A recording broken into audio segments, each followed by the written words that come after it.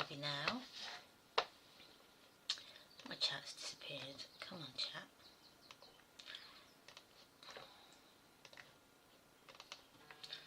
There we go.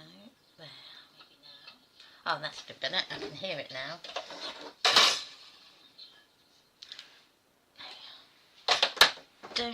I'm hoping I've not got any talk back or anything, or duplicate sound.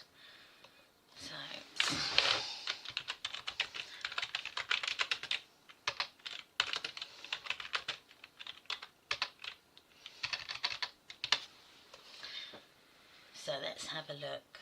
I'm hoping that I'm all okay. Okay, let's go with... Hello, hello, hello. So, welcome again. I'm hoping that everybody can see me. My chat box just keeps disappearing, so I'm going to move it. So I don't think I can get it there.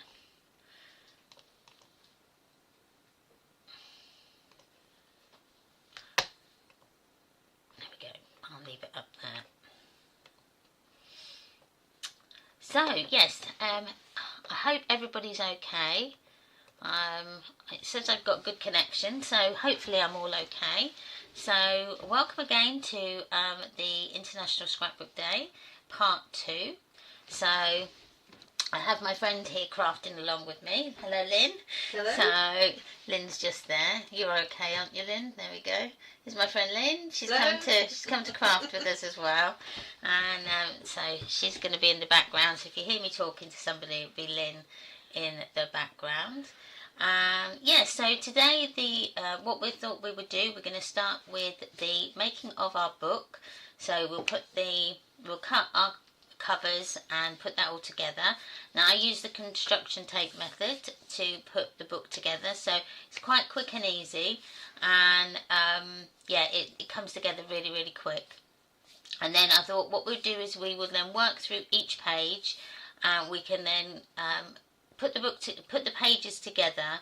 We can then decorate them, and then we'll move on to the next page, rather than do all the pages and then decorate. I think it kind of breaks that monotony up of just working with your cardstock. So I thought that'd be quite good. So then I thought we would break for lunch. I think I said, was it 12:15? I think I said that we would break for lunch. I think so. Yeah, round about then, or we'll just find a really good time to stop. So let me go back down, and then we can make a start. So I'm going to move a bit further over and then get myself in the middle. There we go. So I'm using 1.5mm grey board. So it's a quite bendy one, so it's easy to cut. I'm just going to move it over a little bit, then you can see me. So it's quite easy to cut with your normal trimmer. If you use anything thicker, so if you've got say 2mm grey board, what you'll need to do is cut it along the top, turn it over, and then cut it along the bottom as well, and then you'll be able to do it that way. But always use a blunt blade. So if you've got a blade in your trimmer that is, you need to change it, keep that blade, give it a mark with a black pen, and then just use that one for cutting your grey board. So if we are all ready, we will make a start with making it. We'll just get on and do it. So first of all, for the covers, we'll need to cut this at 7 1/4, and this is a 7 1/4 square. So it doesn't actually go through my grey board fully. As you can see, if I bend that up, you have got a little bit at the back, but I just normally then go with my scissors and then just cut that extra little bit off, and then this edge will then get put to where my spine is, because you're not going to see that, so you've got the nice crisp edges at the front of your book. So I'm hoping people can hear me. Yeah, hi Marilyn, hello. Sorry, because I have to keep looking up for my chat, I will do it periodically. Yeah, Savannah is not here today. She's off doing something else. So, Lynn's come to give me a hand and craft along. So, there we go. So, I've cut my 7 1/4 by 7 1/4. So that's one. So I need to do that again. Did I do the... Just checking. 2 inches, that's fine. So do my next one, and you just need 2 pieces of grey board for this. So I'm doing 2 cuts at the same time. So just break that bit off.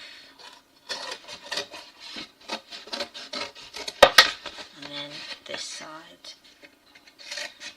Yeah, working with this grey board, it's quite good. It's just enough, because once you've got your pattern paper on there and your tape, it does become quite sturdy.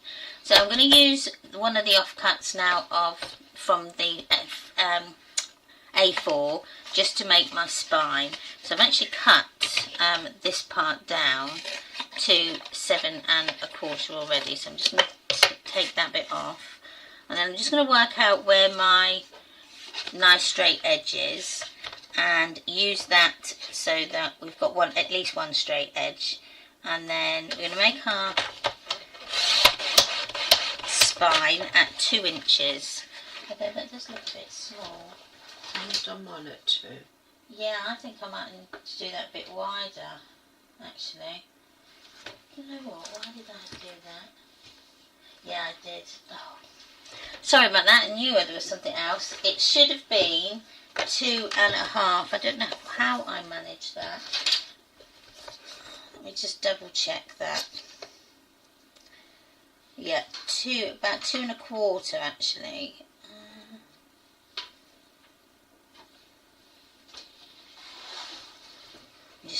Just getting that. Yeah, 2 1/4. Would you say that was 2 1/4, Lynn? I think it is with the...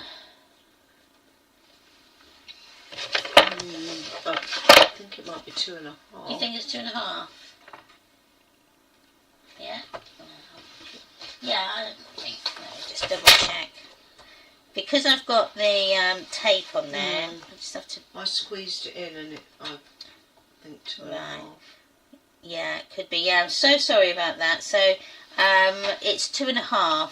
So just have to put that down into your notes. I don't know how I managed that. So good job we've got an extra piece of grey board. So 2 1/2. Normally if I make an error, I do it where it is bigger rather than smaller. So at least we've done it now. So 2 1/2 by 7 1/4.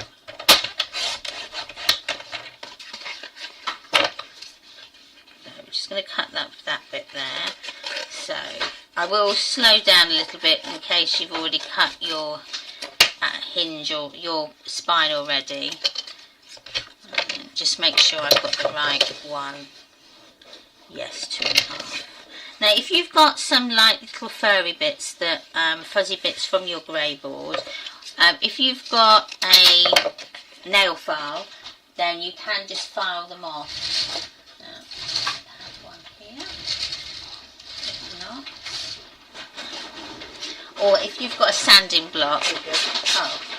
Oh, thank you. Lynn's got one. So yeah, just use a nail file just to file those inches, that grey board down, like so.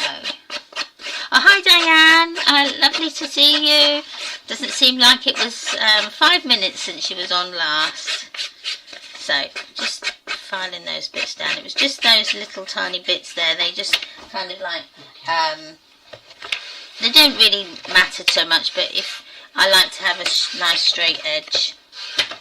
So this bit's of grey board. Now you can keep this grey board here if you want to, especially if you want to do it as add dimension to your project, you can use it for that, but I'm just going to throw it away for the time being. So if we've done all our cutting out, we can then start to put it together. Now I'm just going to move that around just a tiny bit so it's straight. Okay. So once you've got your album cut like this, that's better. We can then start to put it together. Now if you use the foundation tape, which I sell on the shop, how I do it, I know one other thing I need, which is my gap guides. So again, I sell these on the shop as well, and they're really handy for, especially when you want to get that lovely distance between your spine and your covers. And by allowing you that little bit of gap, it allows your book to move, rather than if you haven't got the gap, you could tear your tape, or if you're going to cover it with cardstock, it would tear your cardstock. So it just gives that sort of hinge to your covers. So with the tape, once I get myself a nice straight edge, okay, I kind of like just unreel it so that the end is hanging off my table, and then I've got the sticky side up, so my thumb is keeping it nice and steady, and we're just going to go half on one side, then use your gap guide. Now I'm using the 1/4 inch guide, and this just then goes on that edge, so you put that right angle so that it corresponds with the right angle of your cover, and then you just then add your spine in. Okay, and once you're happy, you can then just take it off. So I just move it to the edge of my table and then just carefully move that off, and then this as well, and then you can just push that over. So I'm just pulling that so that it's taut at the top, and again for the bottom, and I'll just cut that bit off. So I've just cut it so that I've probably got about a 2-inch overlap. Okay, and then once you're happy, you can then burnish that down. So I did have,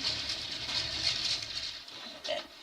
So, and this tape is quite forgiving as well, so if you get a crease in your tape, you can burnish it out. So I'm going to do exactly the same now with the other side.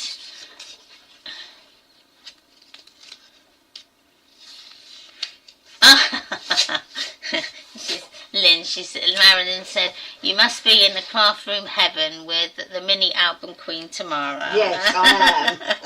My happy place. It's nice to craft with people. And me and Lynn kind of craft quite a lot, and so we're sort of happy enough that we can get on with our own little bits, and then we'll have a little chat, and then we get on with our own little bits, and then we have another little chat. It's nice when you're comfy doing that. So I'm just putting the next one on, just making sure I've got that in the right place. So like that. So once you're happy again, pull that off, and they do come off quite easily. Again, just pull that tape down. It doesn't matter if it doesn't go straight, because this is going to be covered anyway. So, again, pull that bit up, and then I'm just going to burnish that down. When you're burnishing though with your tool, be really careful that it doesn't slip and go in your tape, because it will rip it. But if that happens, all you need to do is just put another piece of tape over the top. Okay. So now what I like to do is cover my edges with the tape so that it's all matching, so you haven't got any of the grey board showing. So the way I do it, which I find is so much easier for me, is again I'll just reel out a little bit, just enough to cover the long edge. Now I always do the long edges first, and I do again half on, half off, and then I'm just going to cut a bit off, or cut that tape off so that it is just hanging over the edge. Okay. And then once you've got it there, I tend to just give it a good burnish, and then I'm going to just put it back on itself. So turned it up on the edge, give it a bit of a wiggle, and then just come down, and then that way you'll get a nice stick. Now as you can see here, I haven't had enough up here, so I may need to just put a little bit of tape on that. But as you can see, it's not going to make a lot of difference.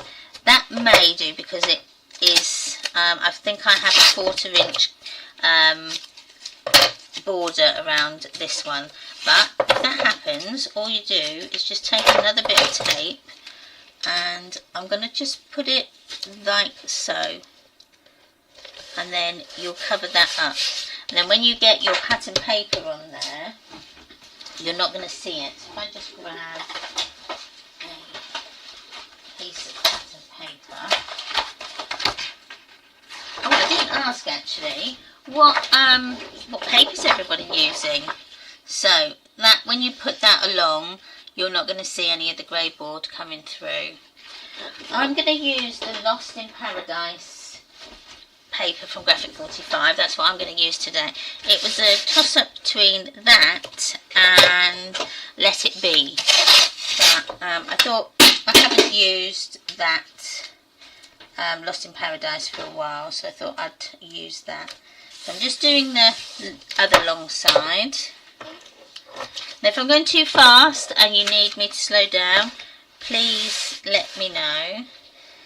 So there we go. And I've just done the same thing. So as you push that over, you can then just trim this tape down so that it comes flush with the short edge. And again there. Okay, and then I'm just going to burnish this down. Now would you credit it, I haven't had any creases. There we go. Another thing I do like to do as well, not all the time but sometimes, is I like to just go along the side or the very tippy top of your album and just burnish that tape down, and then that gives you a more of a straighter, squarer edge rather than it being round. But you don't have to do this. Sometimes it's I don't mind it being like more rounded, but also doing this you end up where it's really stuck all the way down. So that's that. Now this is my outside, and I'm going to have the inside with the joins.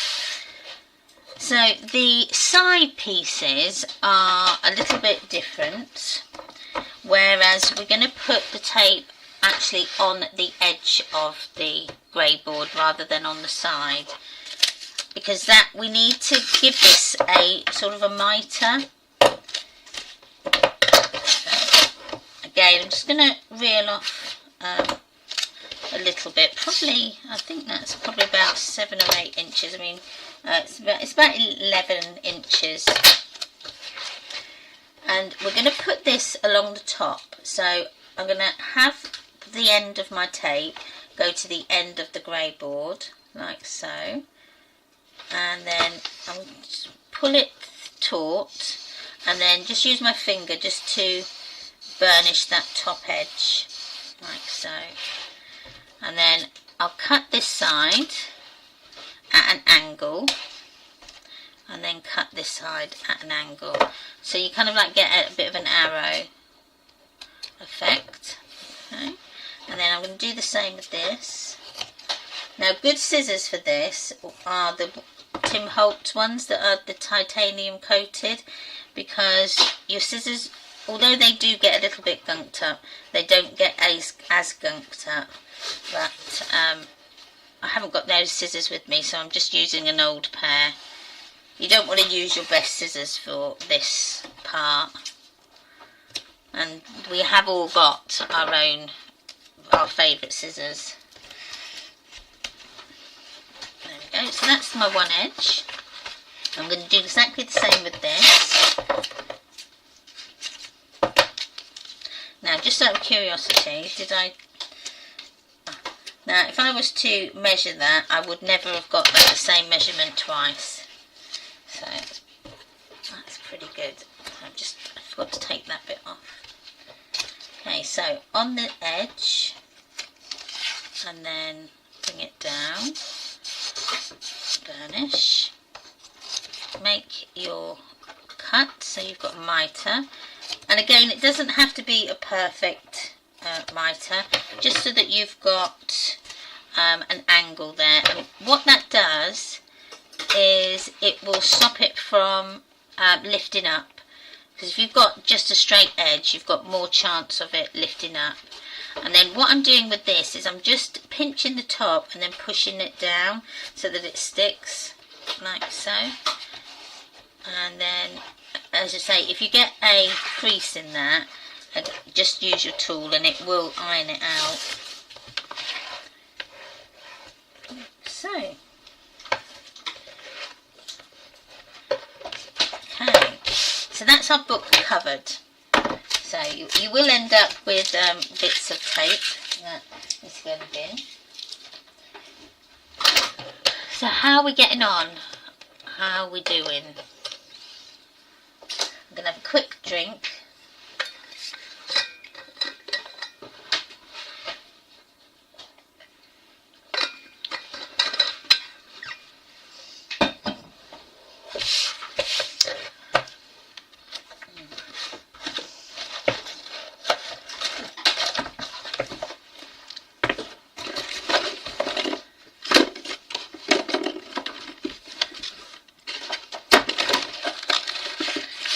Just looking for my hinge mount,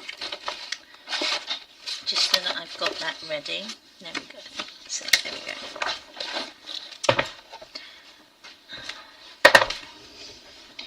My glue fell on the floor.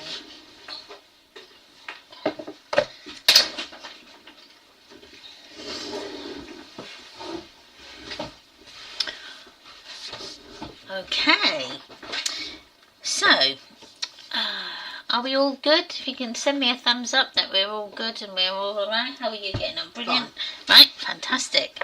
Okay, so if you find out your hinge mount and your hinges, so, or the spine mount, I think I've called it. Now, what I've just noticed here, which again is not a big problem, it is correct. The hinge mount is been cut to 6 1/4, which is what our pages are going to be sized at. But as you can see, I've got a little bit of grey board there and there.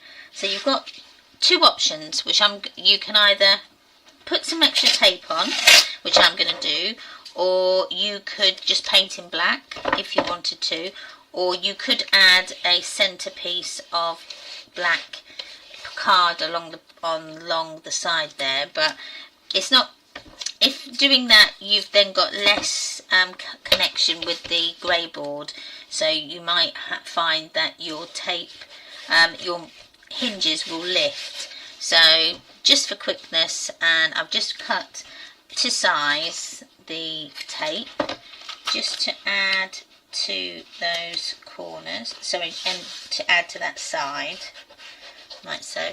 And then once it's on, you can't actually see, well, I can't actually see where it joins. It's quite forgiving. I don't know if you can see that there. Let me move that round. I've got a bit more light. Okay.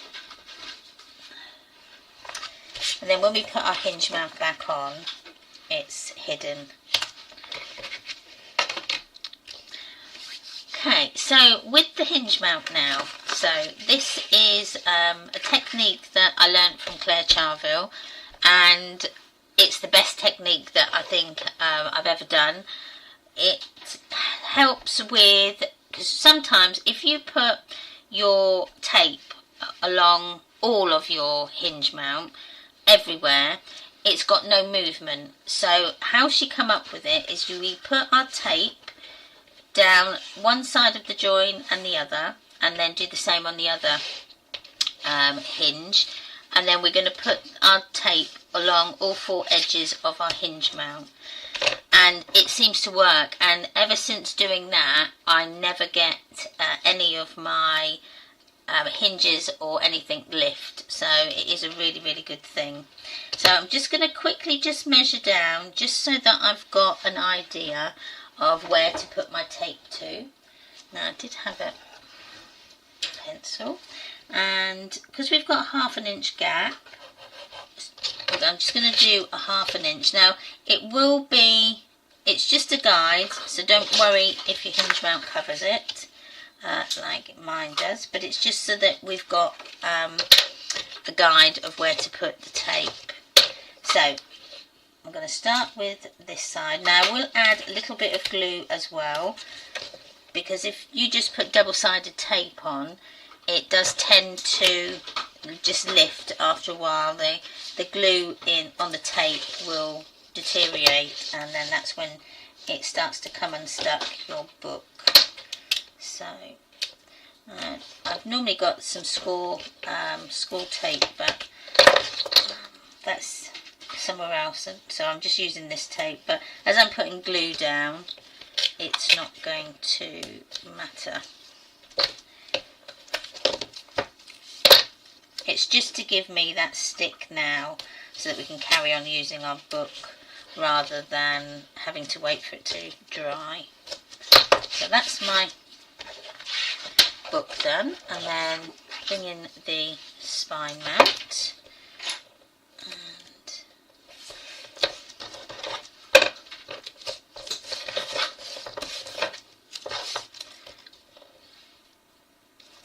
do this side.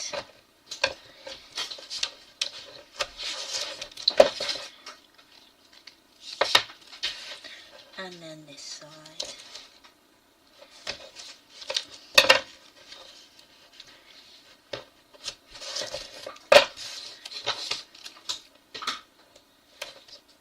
Okay.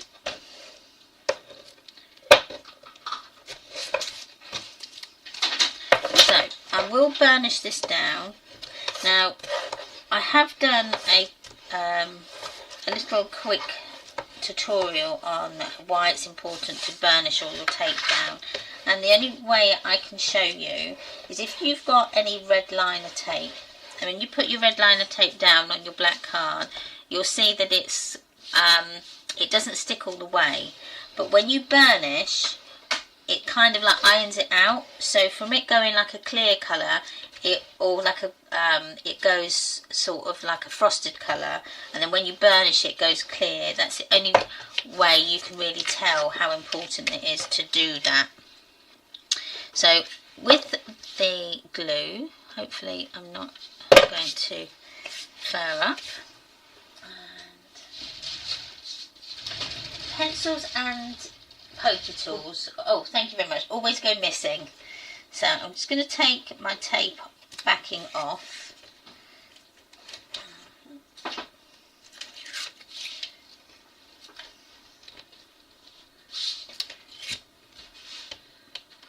Like so. And then I will do it off my spine mount as well. Now the reason also to put glue down is it gives you that wiggle time, so that if you don't put it in the right place, you've got probably about 5 seconds to just pick it up and move it again. Okay. So it looks like I've got a really good stick there. So I'm just going to put my glue, move over this side, just down the sides of my tape, like so, and then also on just around the side of that double-sided tape. So it's not a huge amount, but it's just enough so that you get that extra bit of stick. So you might see my head in this now, so I'm just going to place it. This part you really do need to get straight. Now I've just noticed something quickly here, that when I've put this down, I am going to see a little bit of grey board at the top and the bottom. So I'm just going to add a little bit of tape on there and on that side.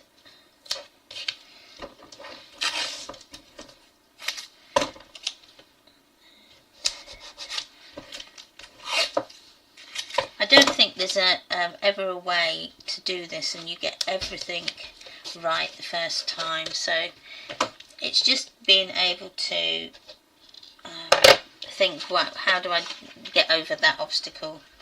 So there we go, that's a bit better. So try and get this as straight as possible, and again I think what I've noticed, so I've gone a little bit. Right, I'm going to stick it down and then show you an easy hack. So I've actually got some tape and glue coming through the bottom here.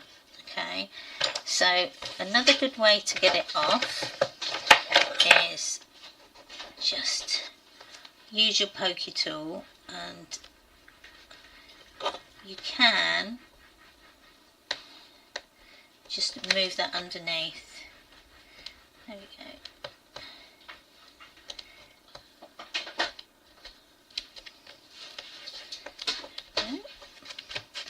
And then I'm quite happy with that now. And then burnish this down really well. So you might get a bit of glue comes out the top of the bottom, but just wipe that off.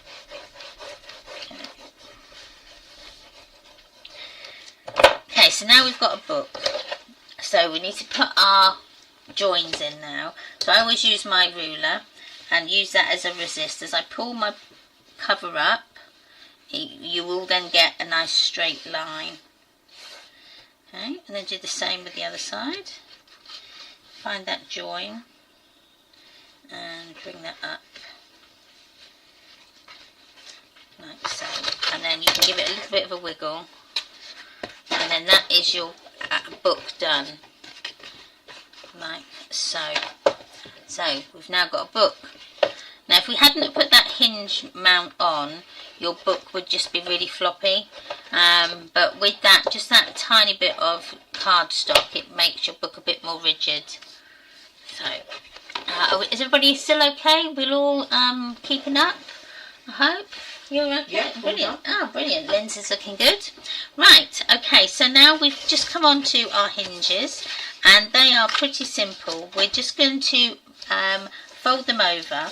So you can't actually see on mine, but if you count on yours, so you've got one hinge, oh sorry, one score line, then two.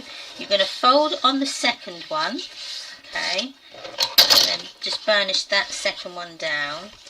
And then I'm going to do the same on the other side. So one hinge, and then you're going to fold on that second score line. Okay, so it looks a little bit then like that. And then we're going to score the top ones now. Not score, sorry. You're going to fold the top score lines down as well. So I'm folding them the other way, so it makes a bit of a concertina. And again on this side, fold it over. Okay, don't worry about the score lines that are in the middle here, because they're kind of an obsolete score, but they are there for a reason, because when we come to put our second hinge on top, that gives us a track then for us to where to position it. So do the same with your second hinge. So fold on that second score line, and then turn it over, and then fold on that second score line again. Okay. And then fold back on itself to make that concertina. Just going to open that one out.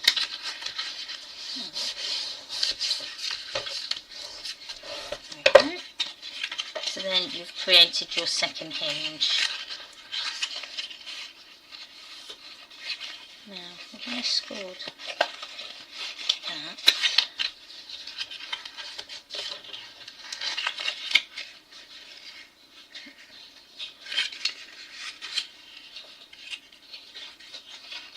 Oh, that's okay. I was looking at that and I thought, hang on a minute, I haven't scored that in the right place, but I think it was just the way the card was, but it is right, it is okay.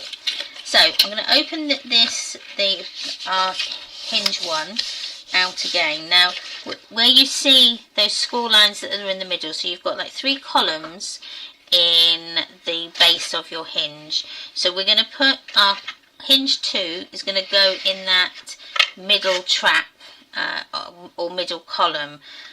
But so we're going to put the tape on the back. So I put tape and glue on these. So, and it just goes on that middle track of that second hinge, like so.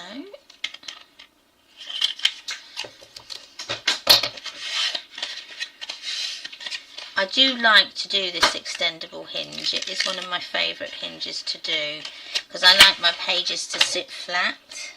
So I'm just going to put now my glue just over that tape, and then you can get the hinge, and it's just going to go in that middle track. So I'll bring it up, and that way you also get it straight so that it doesn't, your pages will sit straight as well. So, and then once you're happy, you can burnish that down. Now it's a bit warmer here today, so my glue is taking less time to set. Okay, so then that's your hinges. The only other thing that now we need to do, I always forget to do this step, always.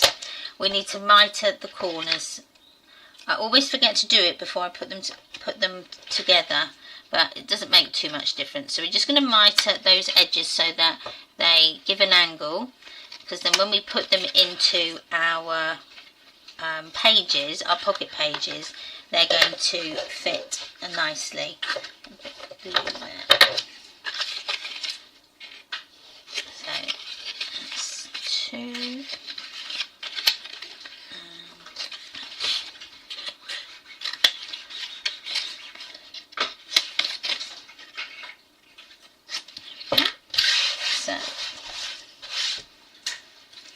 So then that's the hinges done. We just need to now put them into our book.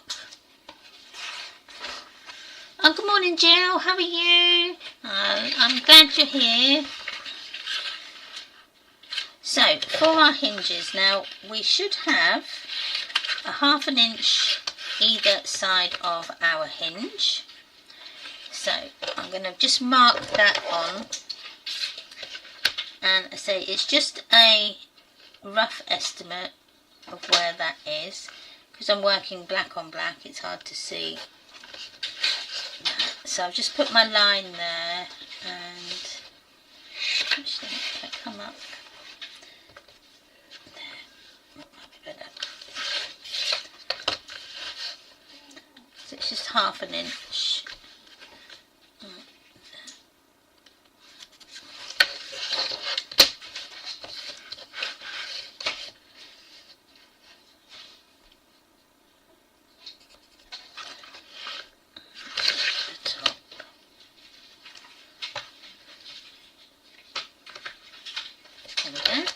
So my hinges are just going to go in between those lines, like so. Okay.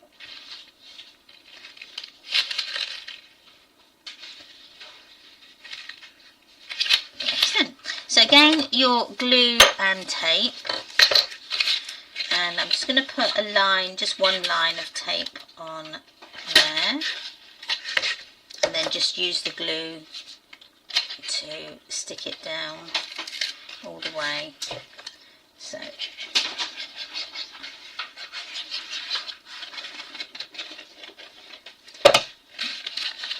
I'm just going to push this over so I can see it, and get this as straight as you possibly can. Let's say it is.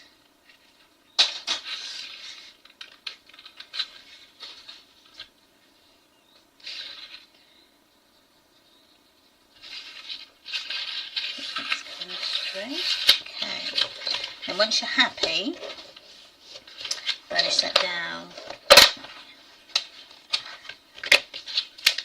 Now, using that glue, I have been able just to pick that up again. I just noticed that at the top it wasn't level. Okay. There. So take your time with this bit, because if your hinges are out, your whole pages will be out, and then your book will be, it won't go together properly. You'll end up with pages that are a bit wonky. But if you want wonky pages, that's okay. So that's my hinges, and I think that's pretty straight. There we go. So that's our book done. So we are powering through. So we've finished our book. So now we'll go on to page 1. I'm going to just quickly have a little bit of a drink. Oh, Lynn, how are you getting on with your album? Marilyn said. I'm getting on fine, shall I? Yeah. So. There we go. So that's Lynn's. That's her Yeah, album. pleased with that so far. Yeah, so she's getting there. Beavering away in the corner there.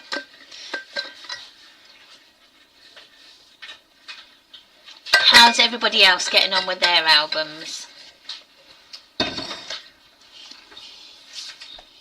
Are we all okay? All with us so far.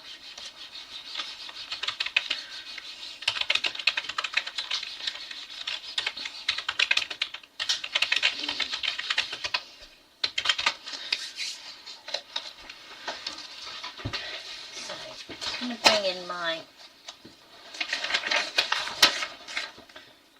That 2.5 was right for the. Oh yes, yeah, it was. Yeah, you're right. Yeah, so I'll change that on here. I don't know how I managed to miss that.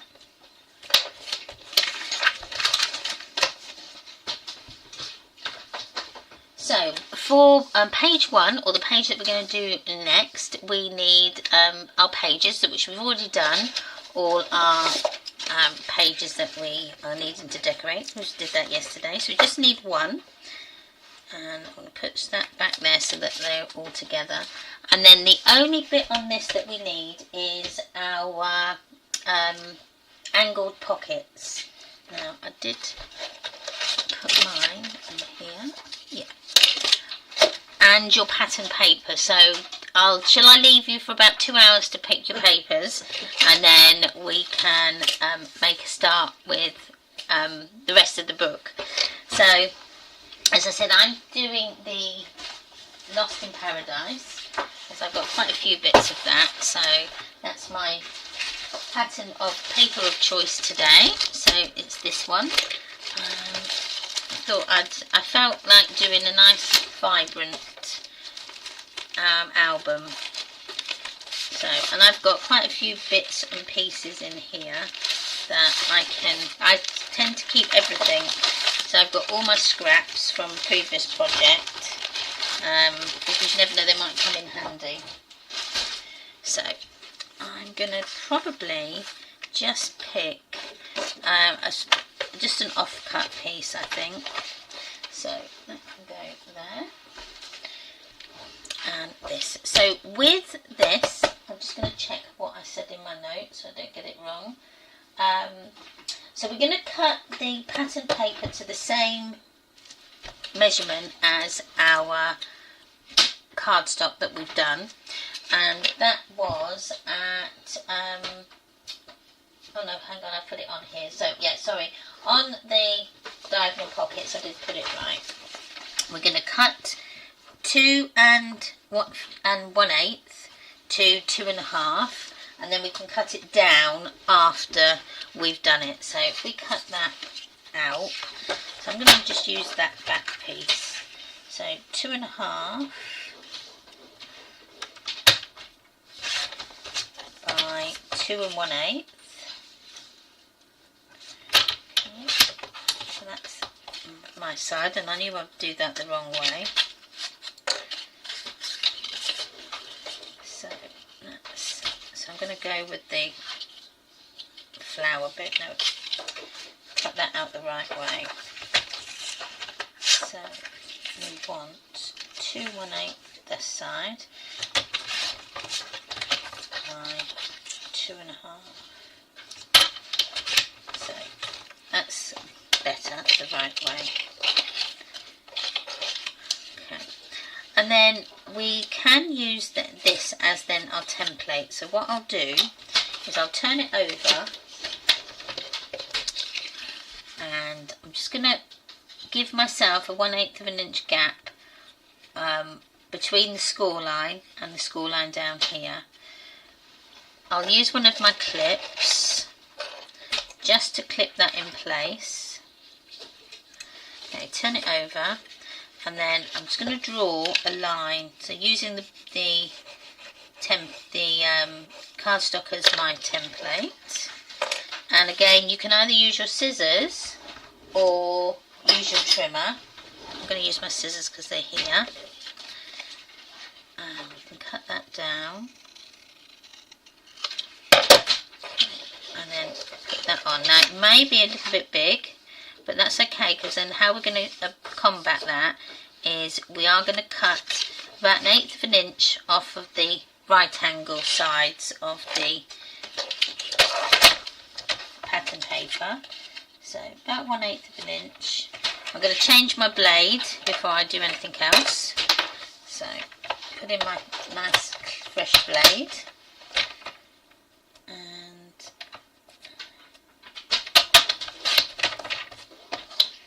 cut that down like so. So I've done the left hand one, the right hand one I've done this side, and then when you put that on, that should give you that gap.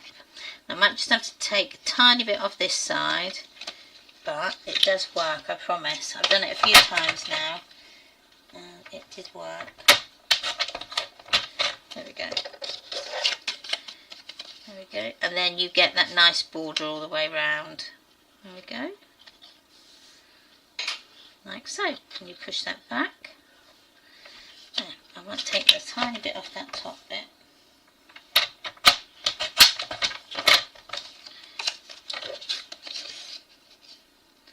There we go, and then that's better. Just gives you that nice border all the way around then. So you can stick that piece on, and then we can go ahead and do the second side. Like so.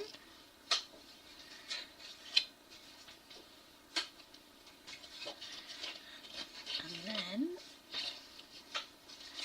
that's my one side. So now we can do the left hand side, and there's that piece there, and that would be, so it's 2.5 by 2 1/8, and that gives me that. Now we can try it where we make it a bit smaller, but if it works I don't really want to change it. So let's put that in there so that I've got that little gap even between all of them, between the two sides. I'm going to stick that down and then use this as my template. For some reason that's a bit taller.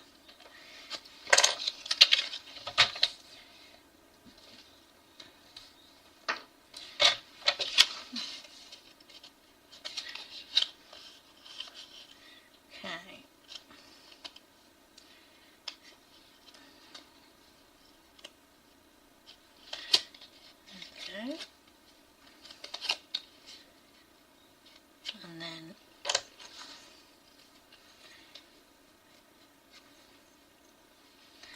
it's one of those tongue out moments where you can get it into place. Let me just take a tiny bit off of this. There we go. So just taking a little bit off, just so that I can get that in. It was just a tiny bit tall. That's better. There we go. I'm happy with that now. Okay.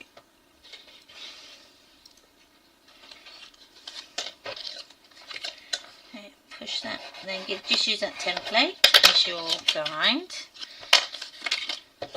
And cut that bit off. And then that should work. I'm just going to cut off again just a tiny bit off of this. Just 1/8 of an inch off one side and 1/8 of an inch off the other. Now I did do it where I cut this down to the correct size and then put it on, but it didn't work. I couldn't get this angle the same, so that's how it's kind of like you kind of going backwards and forwards more, but I think you get a nice angled fit then. Now what I have forgotten to do is ink the edges, so I'm not going to ink this one, but I will on the rest. So put that on. Stick that in place like so. Okay, so that's then our 2 angled pockets done. So with your page, remember that you've got which sides they're going, so you need the 2 open ends on your left and the right. So I'm just going to put an arrow and say top, so I know that this scored filled in edge is the top, and then I've got the 2 open ends at the side.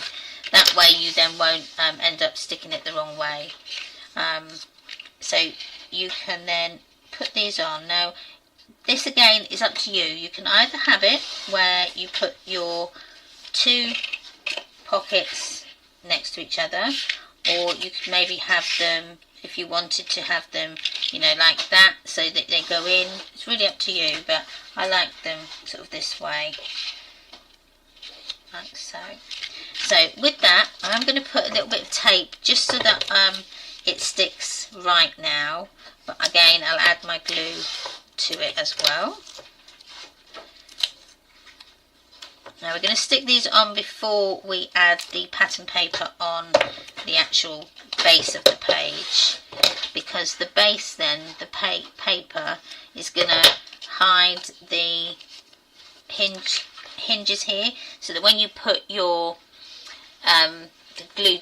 when you put your photo mat in, it's not going to get caught. So just take that tape off, and here, and then glue. So I'm just putting the glue on that tape as well, and then this is going to go to the bottom, right to the bottom, so we're not going to have any gaps, and to the side of that page as well. Like so, then once you've got that in position, just burnish it down, and then just using that tape really does help that to stick quickly. So do the next side.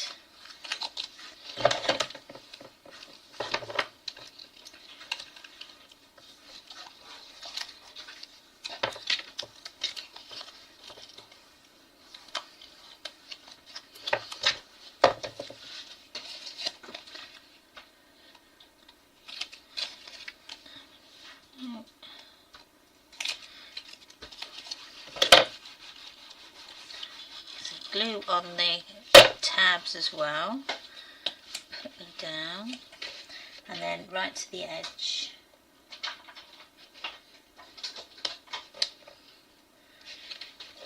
And then burnish down when you've got them in place.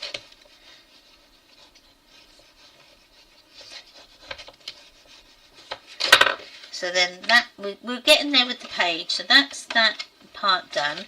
So now we just need to do the pattern paper for this, and this will be, if you want a 1/4 inch gap all the way around, do it at 6 inches, which then if you did it at 6 inches and you're using a 12 by 12, it means you're going to get 4 pages out of one of your 12 by 12s. So that's why I did it at 6 by 6. But if you just want a 1/8, just cut it obviously at 6 1/8 a square. So I actually need to work out my pattern paper. Now I tend to not go ahead and pick my papers before. I tend to just go with what I like. So I'm going to go with green on the back and have a green page. Oops. And that will go, it will just be quite nice contrast with that.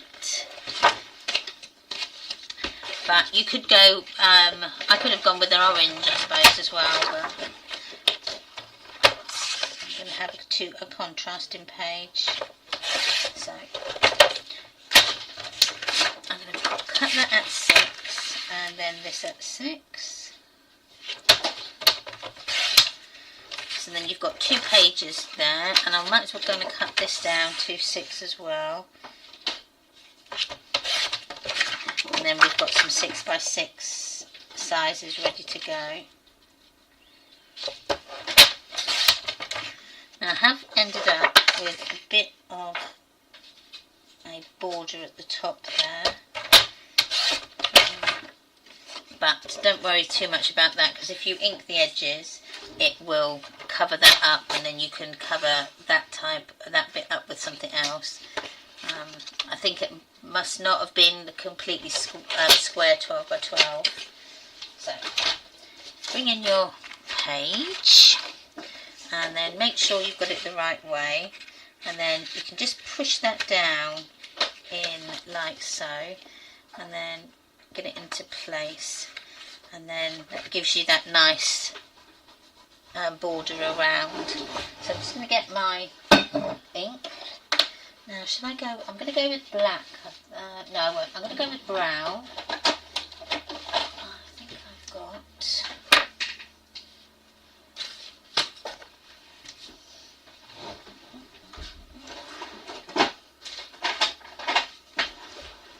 I think I'm going to go with brown. Let's have a look. So this is Vintage Photo. Yeah, I think brown's going to look better than black.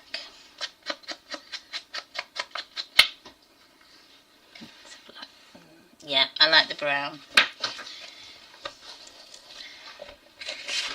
So I'm just going to edge this. Now if you don't like to add your distress ink to the edge so that you've got sort of that vintage look, you can use the side of maybe a felt marker or something like that. That works just as nice in your chosen colour.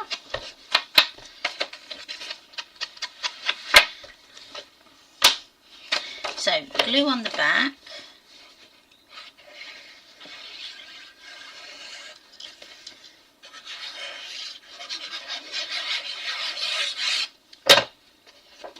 Now the glue that I'm using in my glue press is Cool Cat's glue, funny enough, and I have to say it's the best glue that I've had to put in my glue press. I have to say it doesn't get gunked up, so yeah, I like to decant it in there then. So just take this out so it's not straight.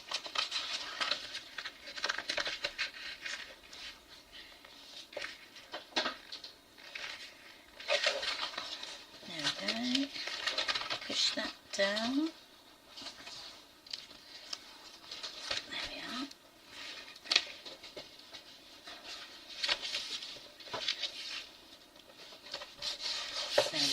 So then that is that page done. Now the only thing we've got to do is our photo mat that goes inside, and I think I did that. I don't think we cut that out, so that was just going to be 6. You can do that whatever size you want. Or did I? Let's just check what we used. So it's this one. So I've got a photo mat in there, and I've also got one of my photo slot dies, tag dies in, so we can cut that out as well as that. So I'm going to cut the photo mat at, I'm going to start at 6 by 6, but I could then just take off a little bit if it doesn't fit. 6 by 6.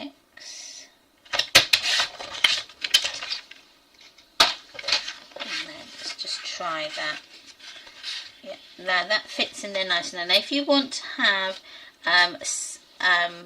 a part where you're going to have a bit more of a handhold, I'd maybe take that down a little bit more. So maybe make it 6 by maybe 5.5. Okay. There we go. And then you can then put a little tab pull on there.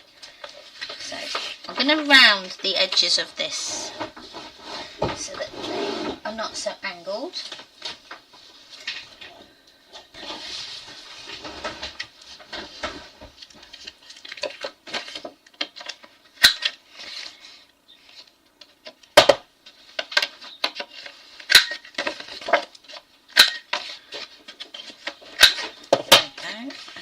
Just fit in there like so. Now I'm not going to decorate them just yet, but we've got them in there ready, because then what we can do is we can then piece together our pattern paper, what we've got left, to put on there, so we're not cutting into more card. But just for the, so we've got it in there, I'm going to cut out one of my photo slot dies. I can find them. Here.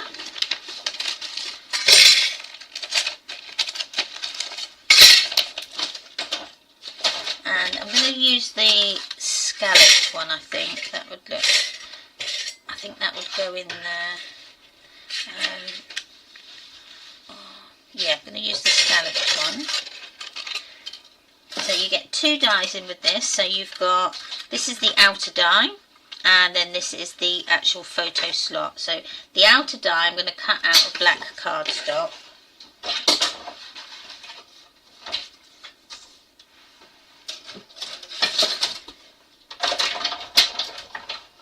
And then the inner one I'm going to cut out of just some nice pattern paper. So that's my outer, and then my inner I'm going to go with a nice orange. I'm just going to cut this down to 6, and then just leave that at that, and then you can stick this on.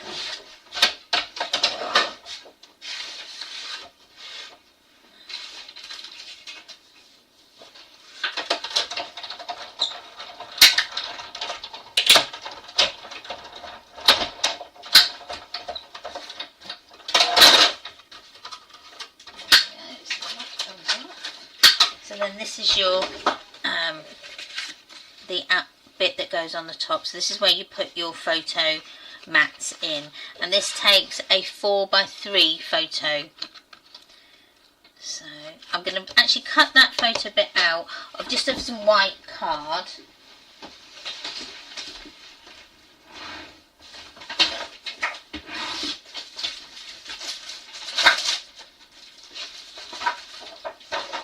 And then we can put that in ready, and then doing that, it's, you can see where the slots are so that you don't glue them shut. So I'm just cutting out a 4x3 photo mat, and then this can fit inside like so.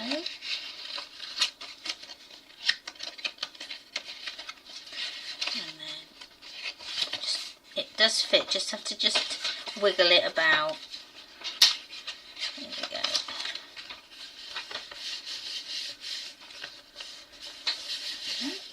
And then when you turn it over, you can see then where your photo mat's going to be, so don't glue those bits shut.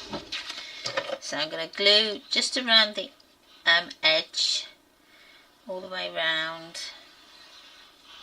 Just a little tiny bit of glue, and then all the way in the middle. And then push that into place.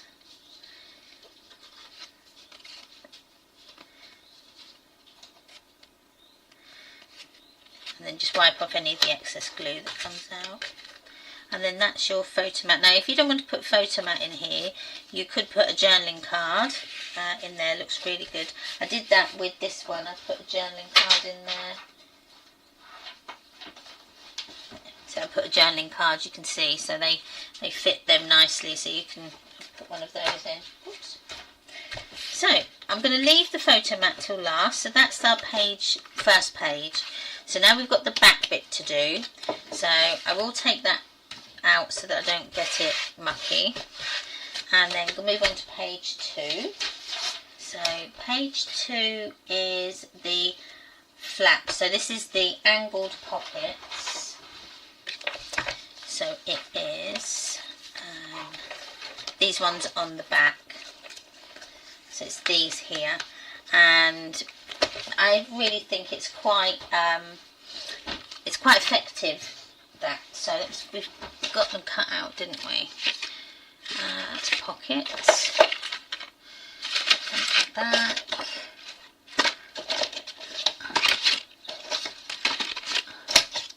There we go. We've already cut them out.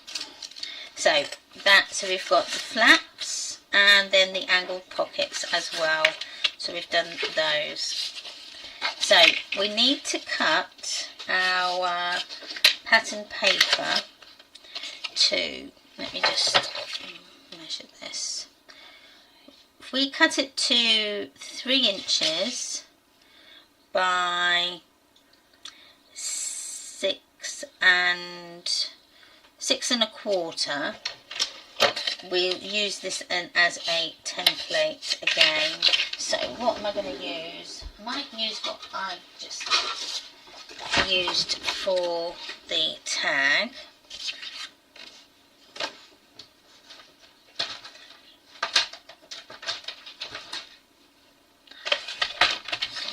Just cut this little bit off.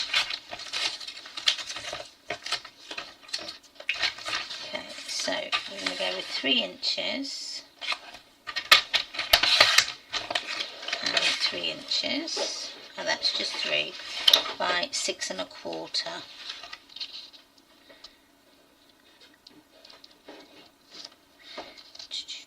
Now I'm actually going to go with to 6 inches on this. So 3 inches by 6 inches.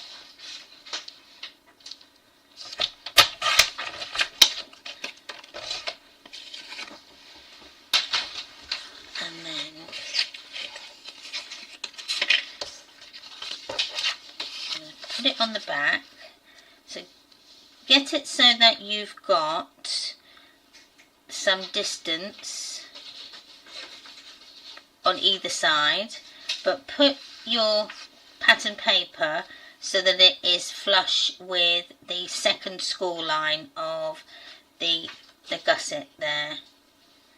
So once you're happy, I'm just going to put that into place with a bulldog clip.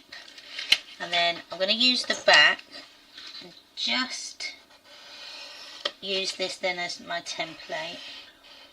So I've come down, but now I'm going to take this off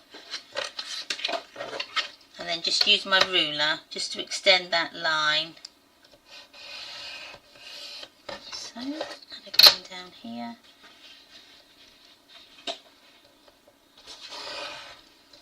And then I can use my trimmer. Or if you want to use your scissors, you can. I just want a nice straight line. So I'm just lining up the edges of those measurement lines with the gully of my trimmer. Like so. And put that off. And then do the same on this side.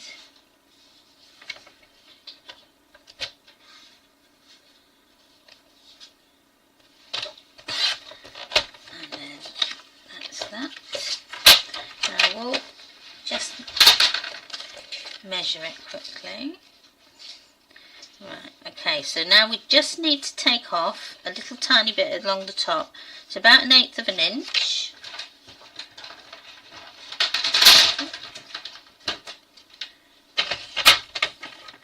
Just off that top edge. And then that should fit perfectly. There we go. So,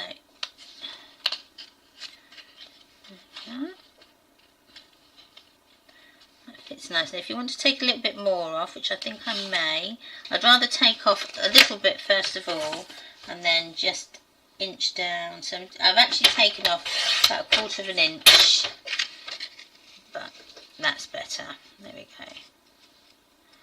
And then that fits on there, so you've got that nice gap along all edges.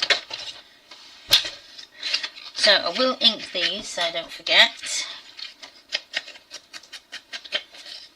Now I won't do the inside on the inside of the flat just yet, because we need to add our little policy circles. So I'm just going to add this on the top, and then I will punch out the little hole.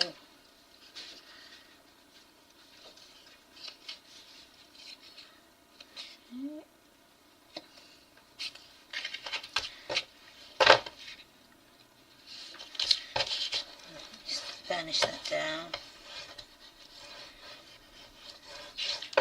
So that's one. So again, just use the pokey tool. Always pokey tools. And did I make your pokey tool? I've got that one. Oh, thank you. So that's probably your one. Put that one.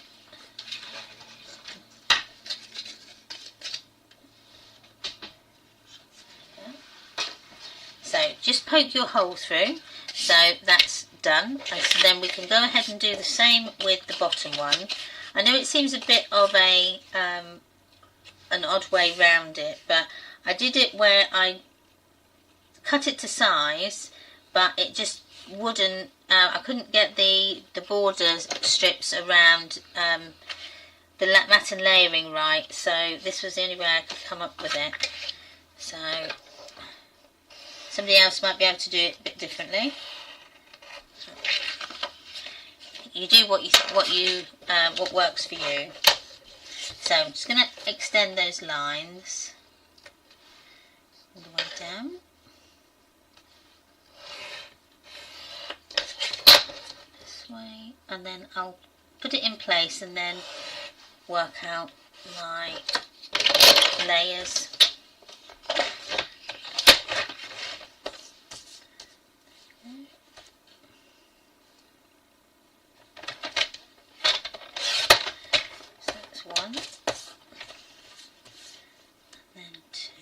Just lining up those pencil lines.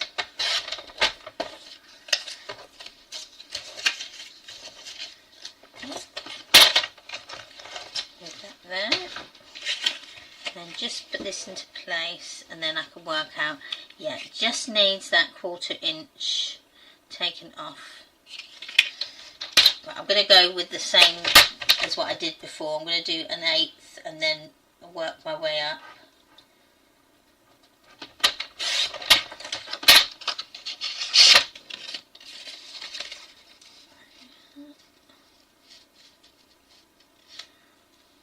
Yeah, good job I only did the 1/8, because that has worked out to be correct. It's weird that. So I only needed to do 1/8 on this one.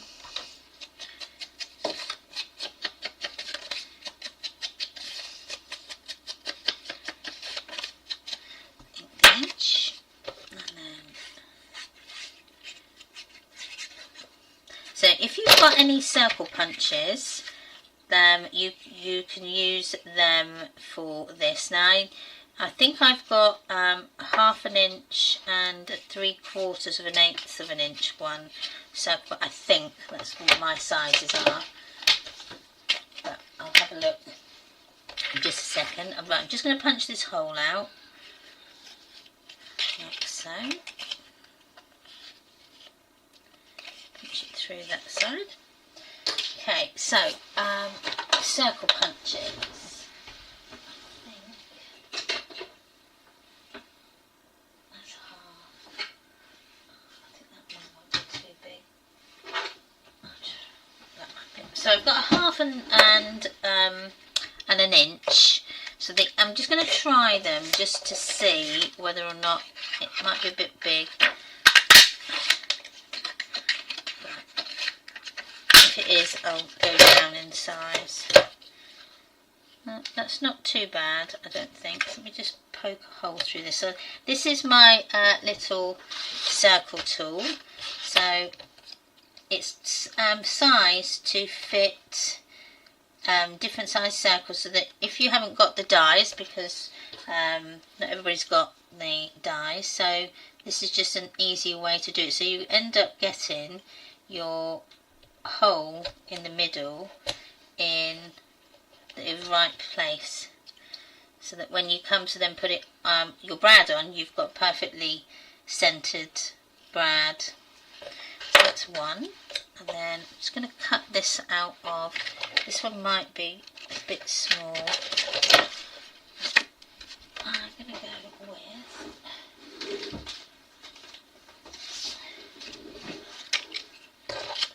some pineapples.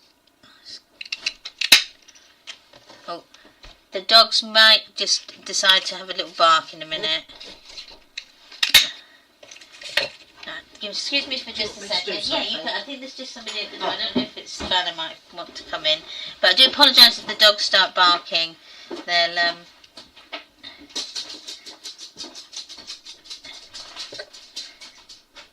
So what I'm doing is just.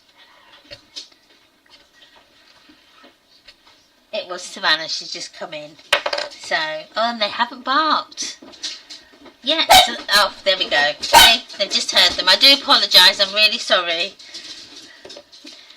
So, that's my half. Now, I think this might be a bit small, a bit too small for this, but it will do for now. Because I can't find, I did have a 5/8 one, but I don't know where that's disappeared to. But you get the idea. So then we're going to put our brad through there. Like so, and then we can put this through our hole, and then once you've done this part, you can then go ahead and cover the back, but I'm not going to cover the back on the live, because those are sort of things we can do later. But then that's your policy holder, and then there, so then we can put our cotton cord around that, and then it will be okay. So, next one, I'll just put them in. That's one. And two. These aren't going to match, but I thought, okay.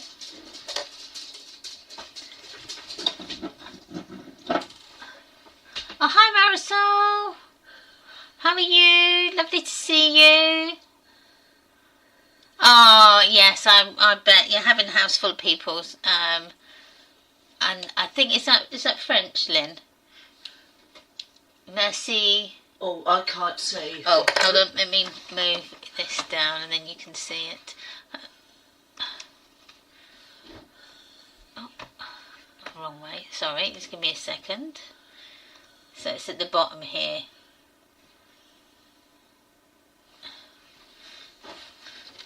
I can't make it any bigger. Let me have It's from Sandrine. Thank you.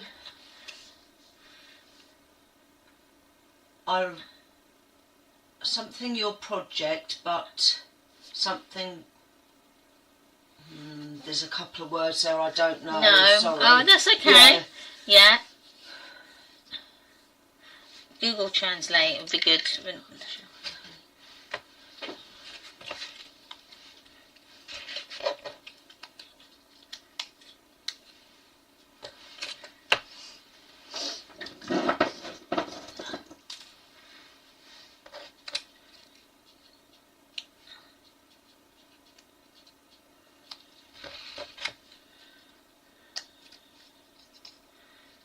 So I'm just putting the brad on, and I'm going to attach it to my other side here. Now I would have used smaller ones on this, but for the time being that's what I've got, and I think that one, I've not punched it in the right place. And out of all my brads, I've picked up the one that's different.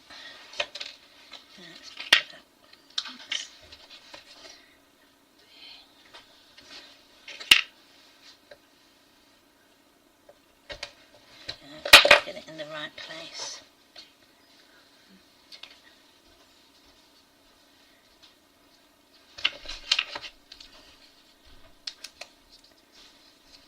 That's a bit better. There we go. Got it. So now I put this on here.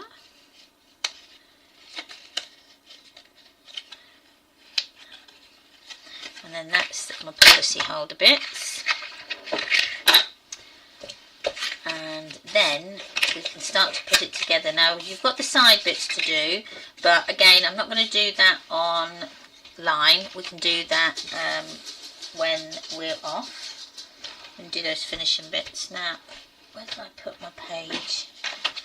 There we are. So get your page that you've already done. So I'm just going to move this back up so that I can see what I'm doing.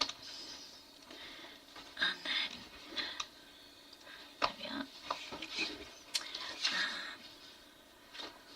There we go, so I can see what I'm doing now. So this is the page that we worked on. Remember to get it the right way. So check your work that you've already done and make sure it's right. And then I'm just going to put my top on there so that I know that's the right way. And you can then just start to assemble.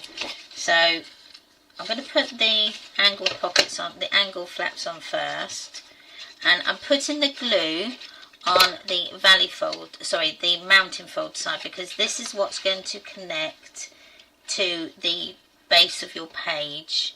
Okay, once you've got that right, just make sure that it's level with the top. So you've got that first score line level with your top of your page.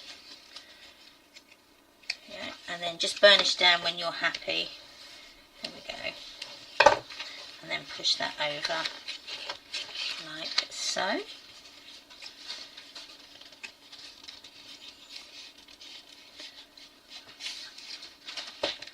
And then do the next part. So again, this is the other angled one.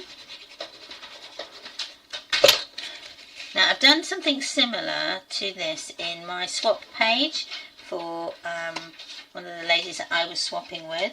Now if you're not a member of my group, which you must be now, at the minute we're having we've got a challenge on where we swap a page a month, so that when we have got 4 pages we can then put them into an album, but they're all different pages from different people.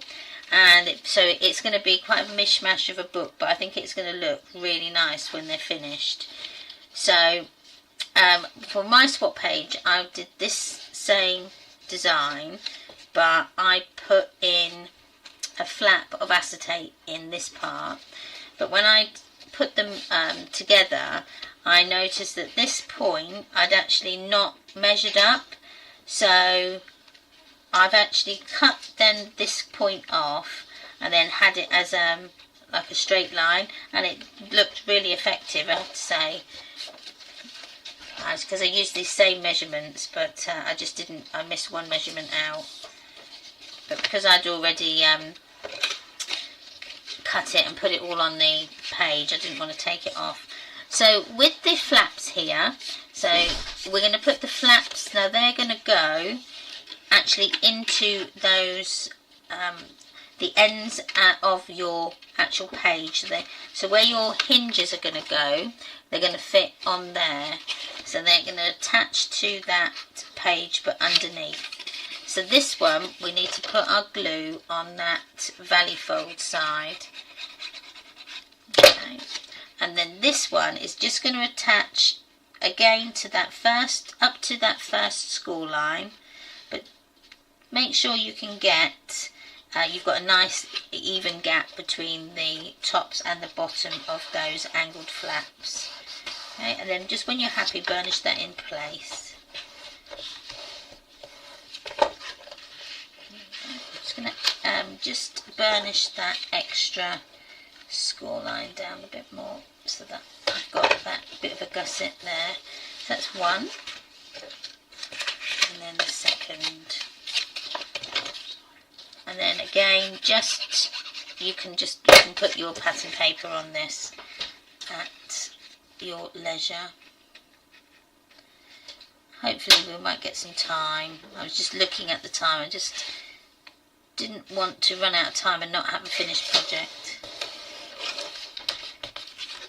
So once you're happy, top and bottom, burnish that down.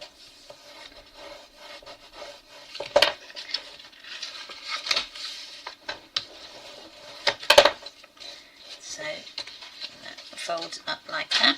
And then just use some, I've got some wax cotton cord that I do in the shop.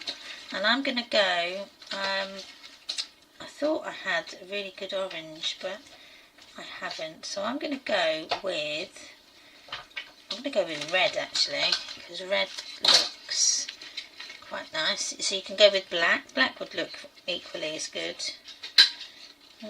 Let's go with black on this one rather than the red.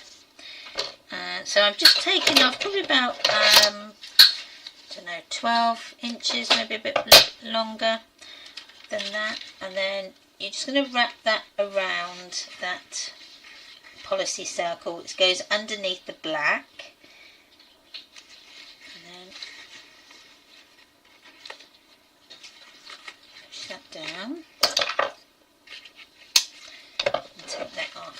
And then what I would do at a later date is add a little something on the end. On mine I added some circles, but I think these ones might be a bit big. Let me try it. Oh no, they would be alright. So I'm going to add the circles, so let's have a look. I might add these pineapples. So I'm going to do two of each. So 2 pattern paper and 2 of the cardstock, and then I'm going to sandwich that end of that wax cotton cord in between the circle. I will add a little bit of double-sided tape just to the top there. You could also put a bit of foundation tape on there as well.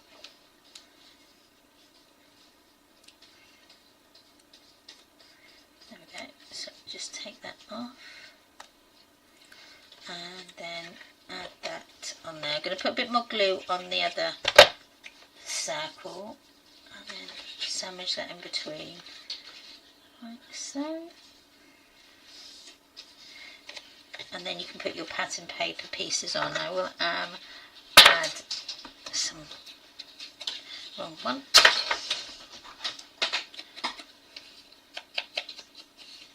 I'll put that one on the back. There we go, on the back.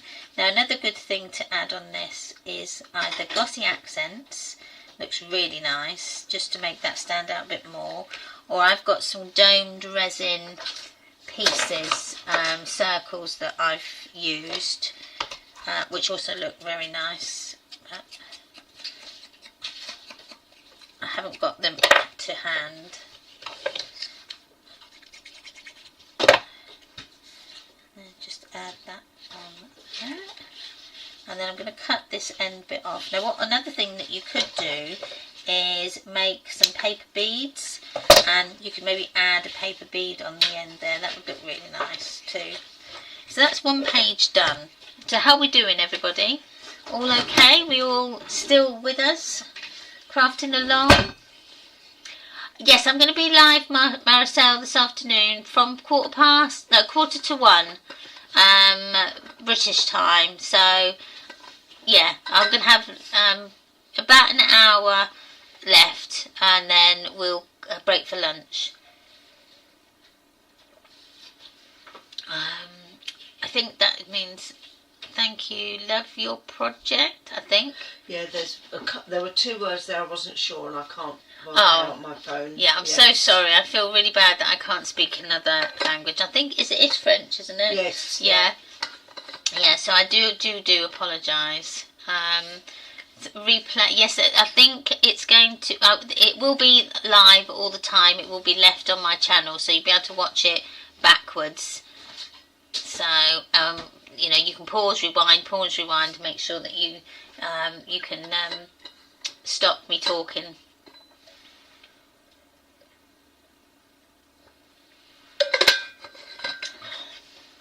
Right. So that's page 1 done. So I'm going to put that in my book, ready, and then we can grab our next page. So we're doing page 3 and 4, or page 3A and page 3B, and I'm going to put my little arrows to say top on both sides. Now I did forget to say that I have my front facing page as my, move it over so you can see me. There we go.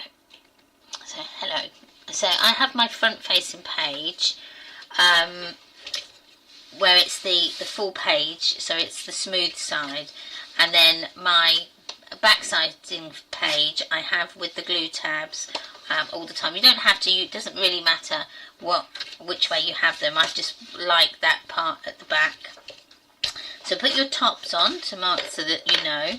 And then for page 3, let's have a look what we've got. So, so page 3 is the pocket and the flap. So I've got it as page 1 in this book. So it's this here. So it's your flap and your flap, and then the pocket at the back. So put that there. So let's find them out. That one. Page, that's it. So it's pocket.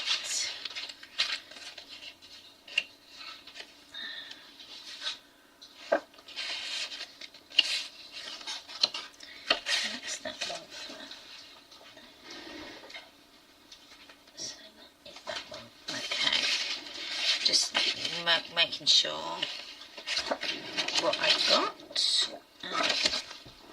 Okay, so we're on the pocket page here. Now I think put that there, and then just going to work this out because that goes over the top.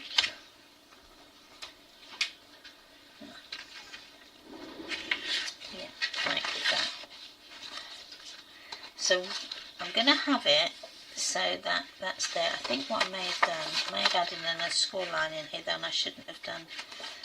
Okay. So we can do it this way. I wondered that last night. I thought, why didn't I put an extra score line in there? But we can go get round it. Because what I'll do is I'm going to add. So this is another thing, so that I've done a bit of an error. I've actually added an extra score line on my pocket than what I needed. So instead of doing a whole new pocket, what I'm going to do is just add in a connecting piece. So I'm just getting it so that we've got it like so. So that would be my pocket, okay, on my page, but I've got a flap here, and then this, so this flap goes this side, and then this flap is on here, like so. I think that's how I had it. Yes, I did. So flap, flap. But have I done that score in the wrong place? I think I have. Oh, right. So this flap I needed to score on the long edge, not the short edge. That's why I was not getting it right. So we'll just cut one of these again. So we'll put our page on first of all, And then we'll put our pocket on first of all, and then we can sort that little bit out in a second. So with this page, we're going to just add our glue on the valley fold side of that score line at the bottom. Okay, and then this is going to fit into the little hole in your pocket, like so. And once you've got that right, you can burnish that down, like so. Okay, so then that's stuck inside, and then the two outer score lines, you can put them so that they go behind, okay, like so. And then that way you've got a nice straight uninterrupted edge, so that when you put your page in, or your photo mat, it's a smooth, it's not going to get caught on any of the workings out. So I'm just going to put that onto the back.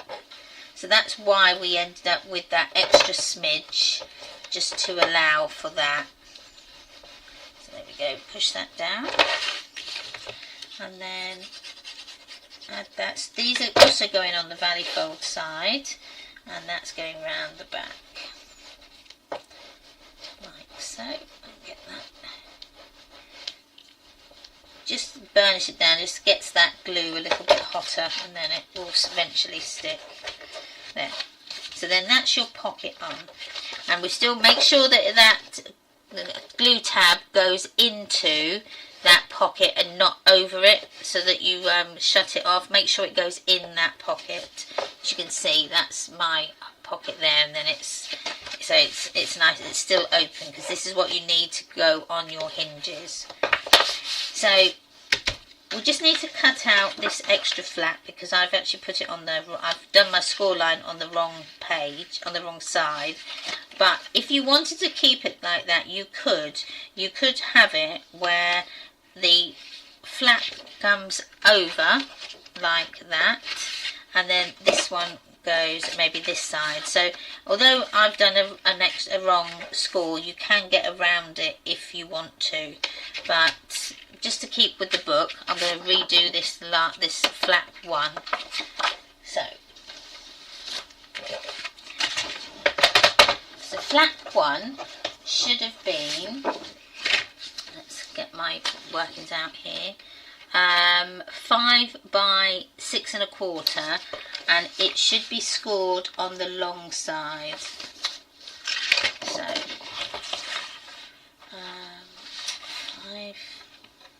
5 inches by 6 1/4, and we score it on the long side at 1/2 inch.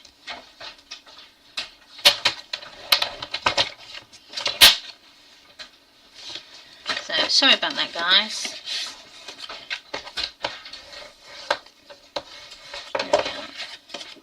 So bring back your page, and then there we go, that's where I was going wrong. So then that is your flap. Now this flap is going to fit to your actual pocket on the outside. Okay, so we're going to glue that on the mountain side fold, and then glue that down, and then I'm just going to get my border punches. Now if you've got border dies, you can use those, or border punches, if you've got those, use that, or you can just leave it plain. If you leave it plain, you will need to just add a tiny little bit on the top there, although it doesn't matter, it will cover it. You can have it just like that. So let me just find my punch. I'm going to go with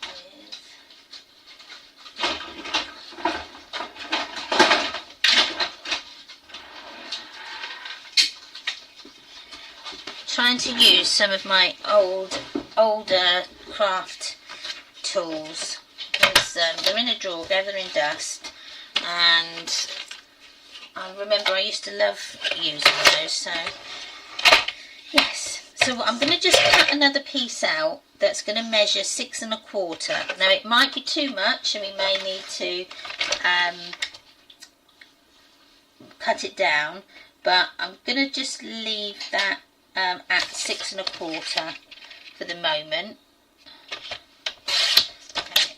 I'm going to leave it as that page because this is just my scrap piece, and then just do my punch out my border, and then I'll cut my border to size. Let me just check I'm doing the right side. Yeah, that side. So 6 1/4 this side.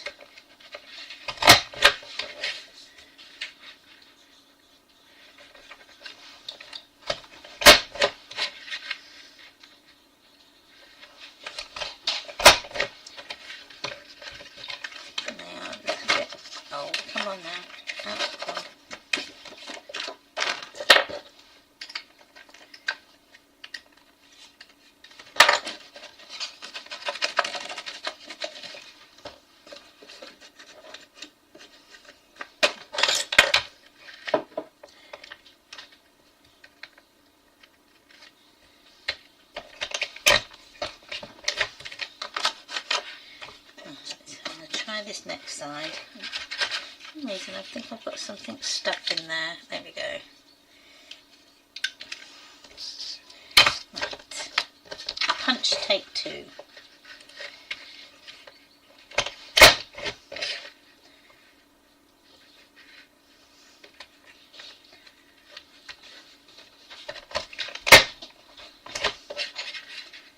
So border punches used to be, oh, they were such a thing before thin metal dies came out. But sometimes it's just as quick just to get your border punches out than it is to make a die cut.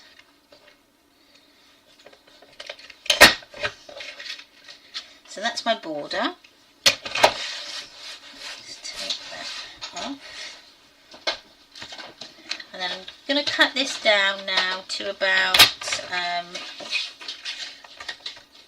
do 1 inch,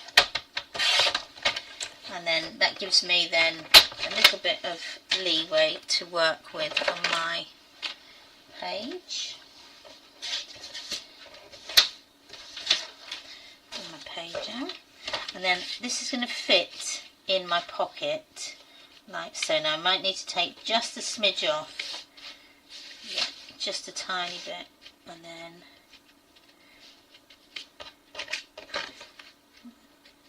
so you can have it there, although, so I'm going to put it on the top now.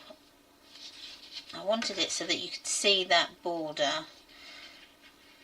So what I may do, no I can't put it on the edge there, is just punch that out again, and this time just give myself a bit more of a gap. So let me cut this down to, let's do 2 1/2 first of all.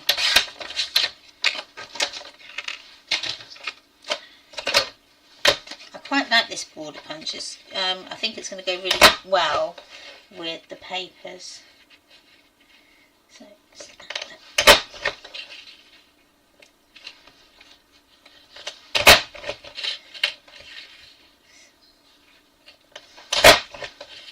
there we go.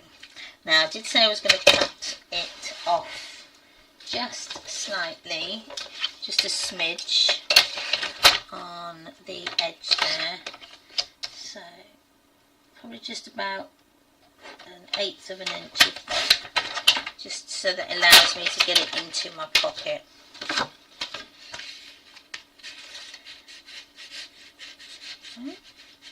And then I can just pull that up so that I've got it in line then with my pocket here. So I'm going to add turn that down, I'm going to add a pencil mark,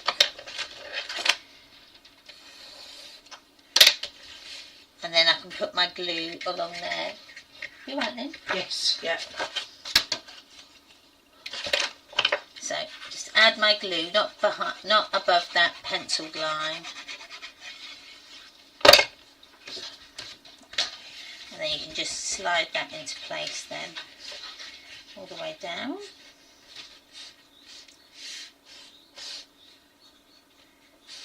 And then what I can do then is when you then come to pattern that over, you're not going to see that that's a join, so it's going to hide that.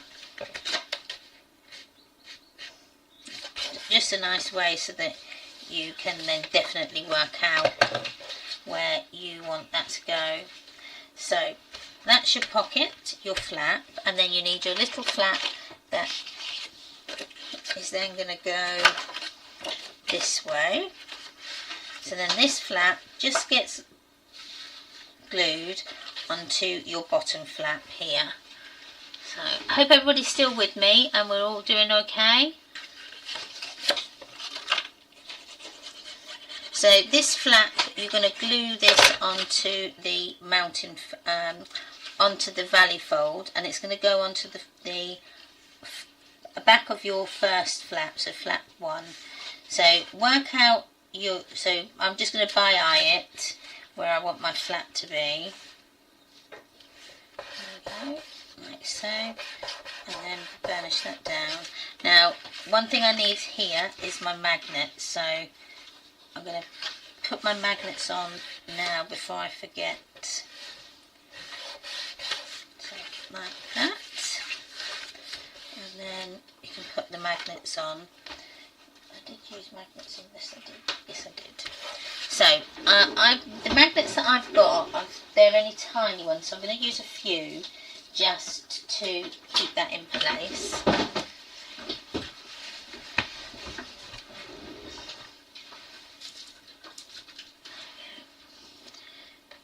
So I'm going to work out where I'm going to have it. So about there, and then I'm going to put my glue on, and then just stick it down with the glue. And then while that's in place, I can then just add some of my foundation tape over the top.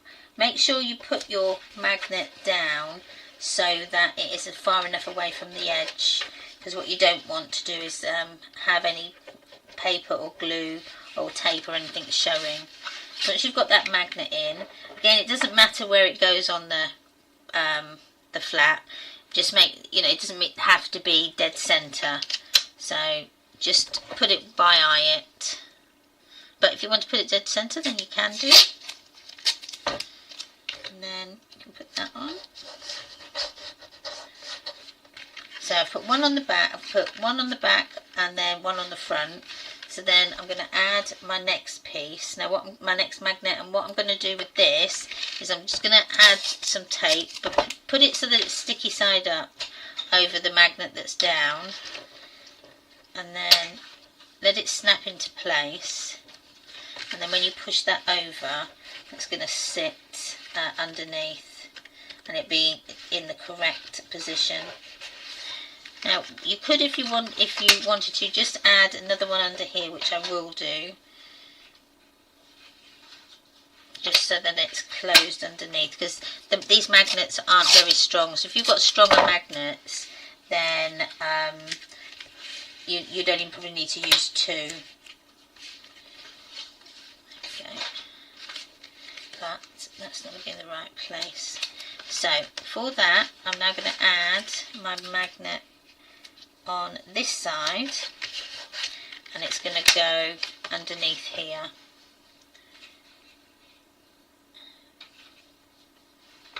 It's going to go there. Right, so, oh, wrong side. Needs to go that way.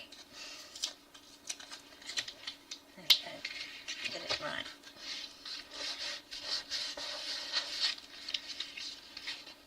So that's then my magnet. So I've got a magnet that closes this side, and then a magnet that closes that flap that side, like so. And then you've got all this space either side to put photos in. But I think that just gives that a really nice look with that patterned, that bordered edge. It just looks really nice. and it's in the correct space for where I want it. So again, you can pattern paper and just use your offcuts just to put that, just to decorate it. I'm just trying to think what,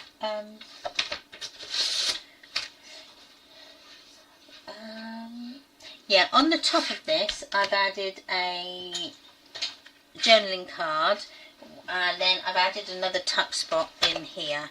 So we could actually do that, and then that's what I did. So I've done a different configuration with this one. So that goes that side. I've stuck this side, so that's why I needed that extra magnet there. So I did that more of a open, but this one I've done it where you open that and then you open this side. So it's just a different configuration. So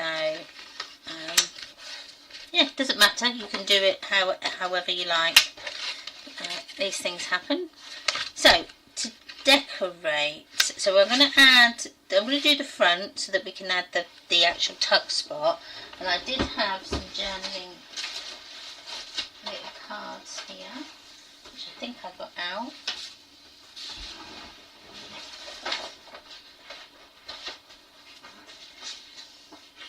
If I can't find them, I'll just use this. So I think that, yeah, if I use that one, although it's a different, see if I can find them. I'm sure I had them somewhere. What are you looking for?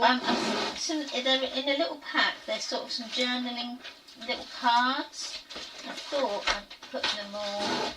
If I can't find them, then I'll do something different. They're all too big.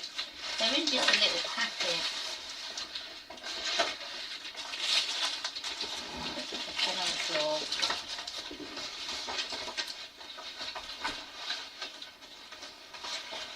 Ah, here we are, at the back.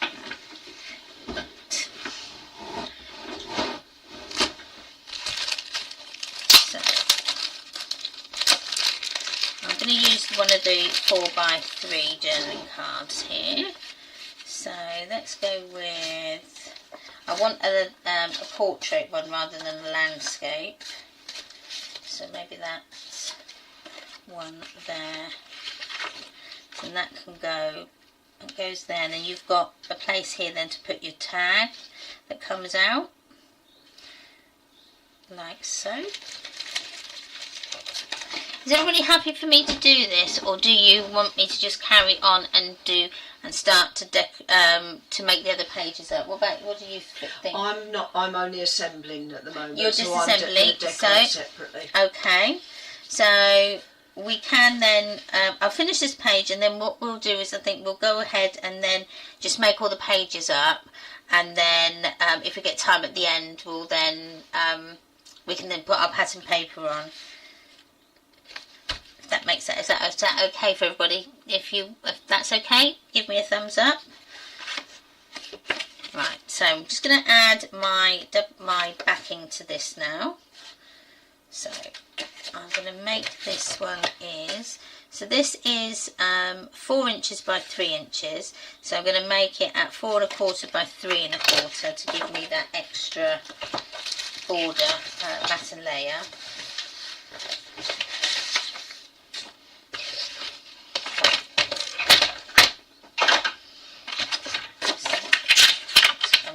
Use this offcut, 4 1/4 by 3 1/4, and then find where I don't put that.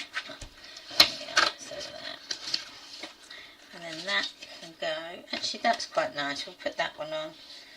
Just live. So then I'm going to add just round them corners, but because this has got smaller corners, I'm going to just use the smaller rounder there.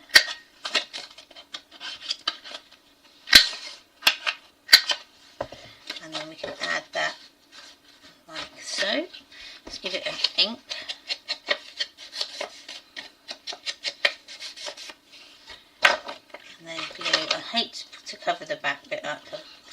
these. Okay. And then we can add that.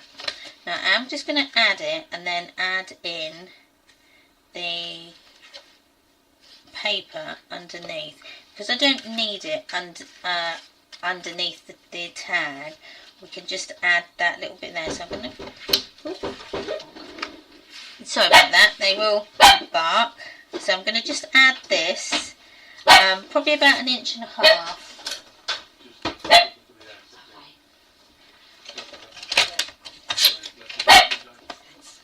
So just add this at 1.5, and again whatever that is, and then I think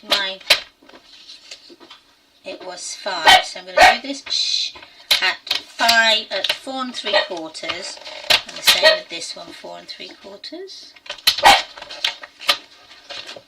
Shush, they've gone. And then we can just pop that underneath. I've done that a bit wider, so that needs to be 4.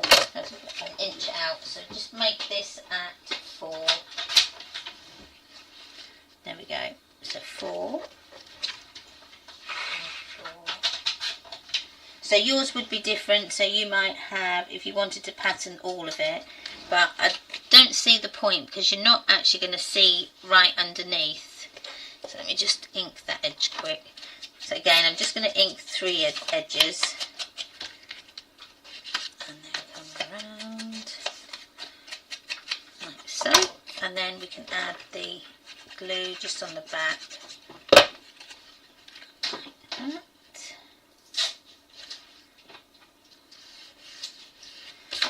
Again, this side.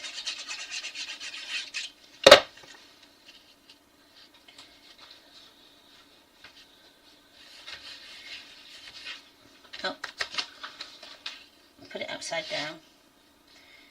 There we go, like so. Push that in.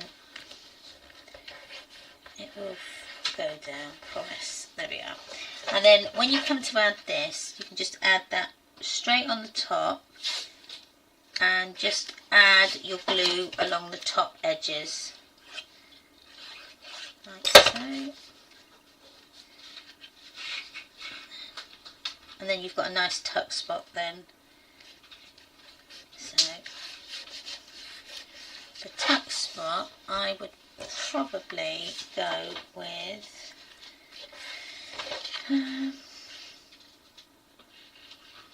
maybe the same height.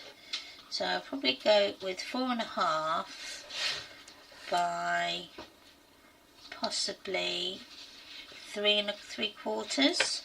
That's what I would do for that. I'm just going to straighten that up a bit. Okay. So you have lots of offcuts of paper, so just grab those and cut it down to 4 and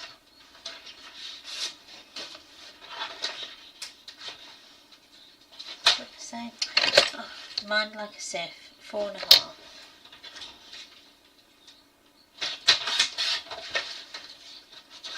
By 3 3/4. And then no, thickness 3 1/4. There we go. And then you can put your little tag in there. It will fit. Go. And then you can angle your corners here. So we angle them. So I've got another little tool that I like to use. This is the angle tool. And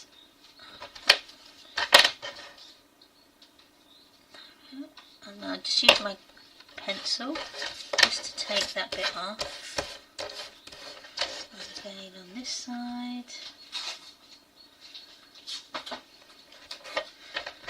Just snip those bits off.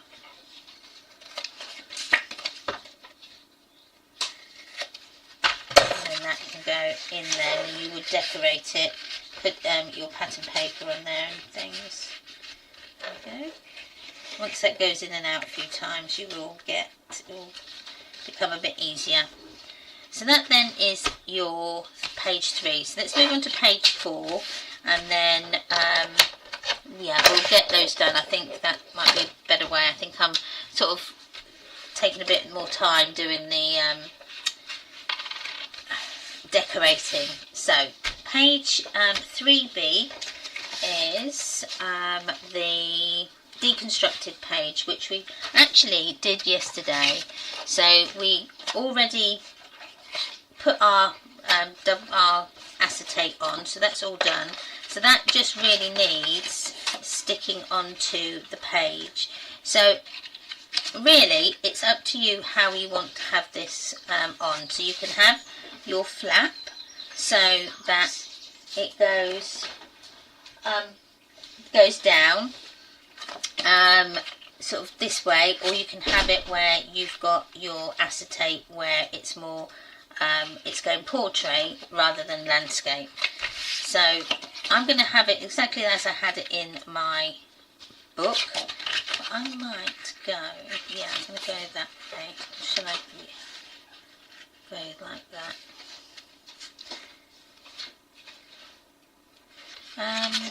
Yeah, I'm going to try that. I'm going to go go with it being landscape, because then it makes it a bit different, doesn't it? So if you've got a little tip here, if you've got on your acetate, if you've got sort of finger marks and things like that, if you just use a little bit of isopropyl alcohol, it will bring it up really, really nice and gets rid of all the glue stains that you may have on your acetate.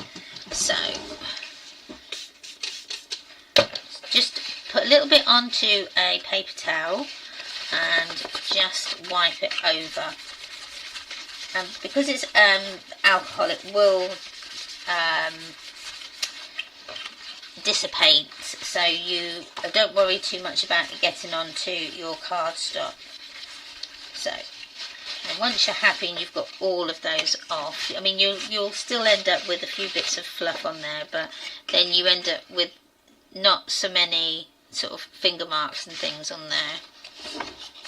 So did you want some acetate? You got acetate? I've got it all cut, yeah, I didn't do this bit yet. Right, so what we did was I cut it down to 2.5, and then the part that was left, I cut that down to 1.5, and then because you've got your pages there, you can use your pages as your guide. So what you could do is actually stick it onto your page, and then put your acetate on, and then use the next bit to then gauge where the end of your page is.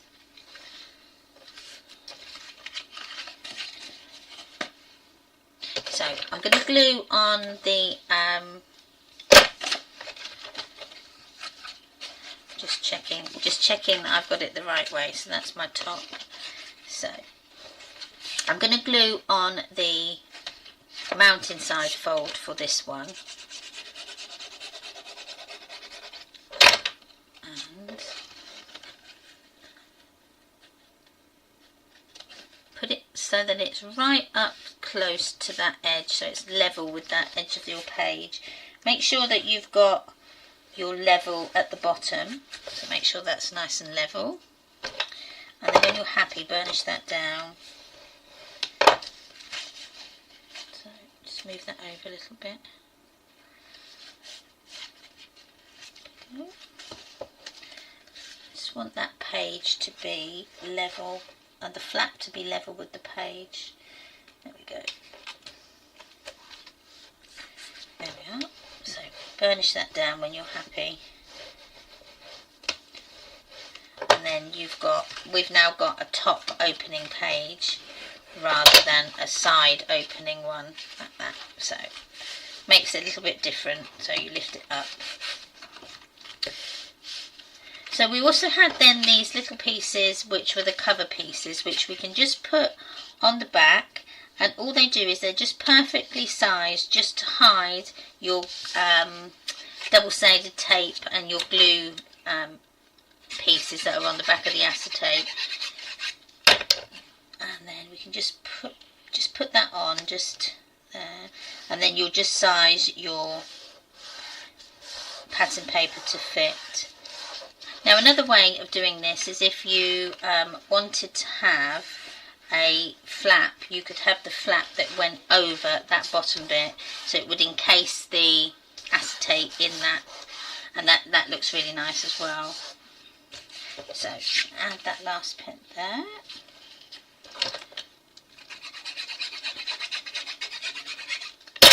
And then that goes on like so. And then it just makes that, tidies that bit up. Like so. Now, if you've got a tiny bit that's sticking out, because best will in the world, you will never get the same measurement twice.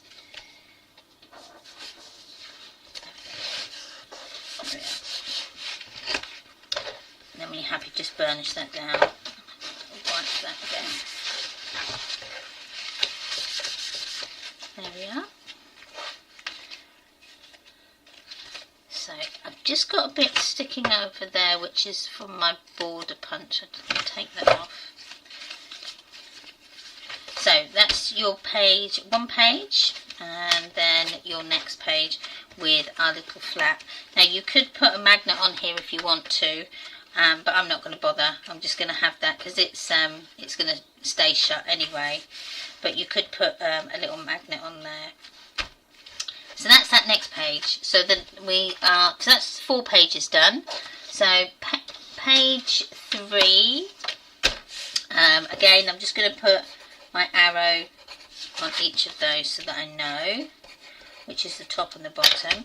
And then so we've got, this is page 3. We've done the deconstruction page. We've got, we've done the pocket one, we've done that.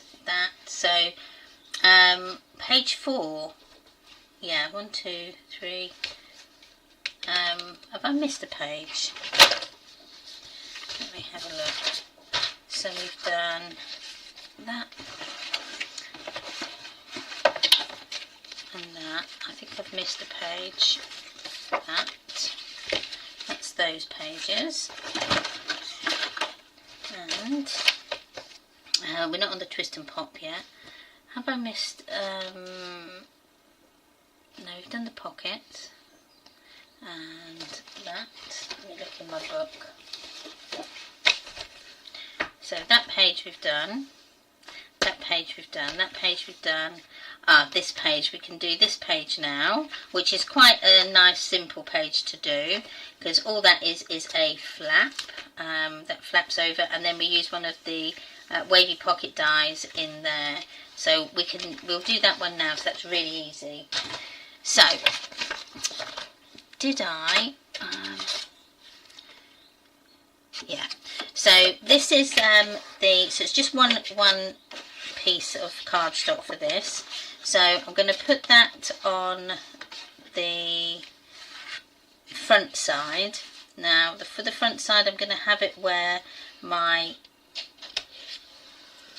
flap goes in the middle of the page, and I'm going to use my border. Now if you want to keep it like that, leave it, but I'm going to border punch my end piece, so because that's why I cut it out a little bit longer.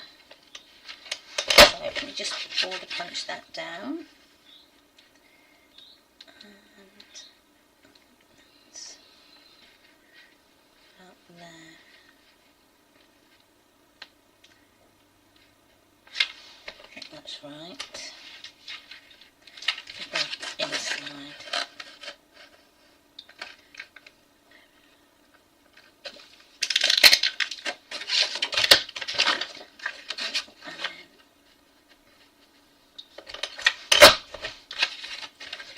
Last tiny bit. There we go. And then this is going to fit along there, so it's keeping, this punch is really good now because this has actually kept the same distance, which is good. The one that I used before cut some off the top. So I'm going to add my glue again on the mountain fold side. Now you could add another little flap underneath if you wanted to, but I just wanted it to have one flap on here. And then I'm going to cut out my pattern paper, and then we can use the wavy dies to add our pocket insert. Okay. So with this as well, I'm going to add some magnets to keep this closed. Now if you didn't want, you could use a swivel die if you wanted to, or you could just use a circle and put that on a brad so that you've got a closure that way if you didn't want to use magnets. So tape. So I'm just going to bring that down a little bit so that it's not as near to that edge, and then yes, the papers I'm using, Marilyn, are the Lost in Paradise ones by Graphic 45. So I don't know, what papers are you using?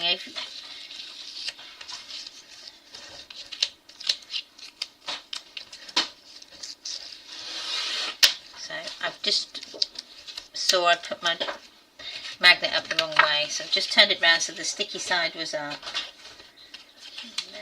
And then push that down so that closes down. So I'm going to pick my pattern paper. I'm going to go with, I'm going to have a flowery one this time, I think. So I thought this would be quite nice. So I'm going to go with that. Now this is going to cut down to 6 by 6. I'm not going to stick it on because I need to put my, I need to cut out my wavy die. 6 by 6. And then that's going to go underneath here, like so. And then that closes over. So this, with the wavy die, you could put one, you could put two, you can put a small one, you can put them at the side. It's again up to you. The dies come with about, I think it's 5 different size ones, up to 8 inches I think. But I'm going to use that one. I'm just going to make sure haven't got my magnet in the way. Now I will turn that over. I'm just going to tape this into place. I don't normally tape them, but I will because I don't want it to go any further so that it doesn't interfere with that magnet. I was just taking the stick off from my jeans, so I know that's in the right place now. I may just move that over a tiny bit. Again, I'm just by eyeing it. You could even have it a bit further up if you wanted to, but I'm going to have mine there. So just put it through my die, you see.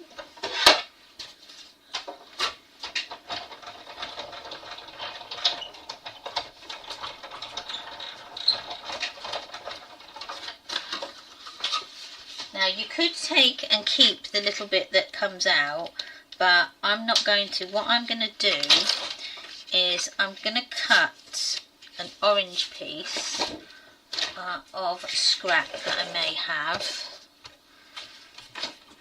Or I could, no, I'm going to do that. So I've got orange. That's not big enough.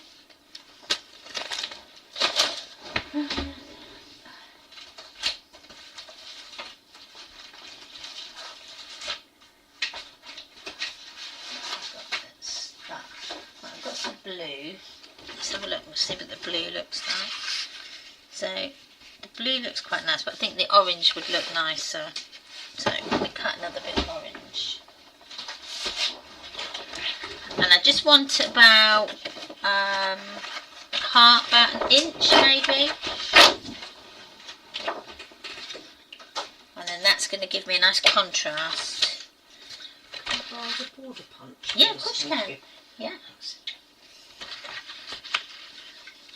So I'm going to do about 1.5 inches actually, just so that I've got an extra bit of space either side. And then I'm just going to cut this down to 6 1/4. I'm going to go with 6 1/8. Again, just to give me that extra space. And then I will just work out where that's going to go. So just place it gently in place, and then I'm just going to just put my pencil in between like so. So I've just drawn that line, and then I know that that's going to go in the right place. Make sure that I might take that down a bit. I might need to have done it at 6 inches rather than 6 1/8. That's better. So just place it over that so that you know that's where that's going to go. Add your glue. Put that in place. And then when you come to put this on, you've then got that pop of colour that's just popping through. But I think, that's why. Just need to take that off a bit more to make this at 6 inches. So that it doesn't show through on the edges. There we go, like so. So then you get that pop of colour. So when you come to put this on, make sure that you don't glue the actual pocket shut. You need to just glue the top part and then around the edges. So this part gets glued, so the bigger part gets glued, unless you've got your wavy pocket die cut out from the top, then you will glue the smaller piece. So I'm just going to glue that piece, and then just around those edges there, I'll go around just the edge of that top part of that border, that wavy die. And then put that down, put it into place. There we go. And then that's it's hidden, and you don't know that you've got a little pocket there. And then you can put your tags in. So I won't bother with the tags because we can do that a bit later. So, are we all still there? Have I disappeared? I'm going to have a quick drink. And there we are. And then we can then do the next page on the back of that page, which I think would be the other diagonal pockets. Yeah, the diagonal.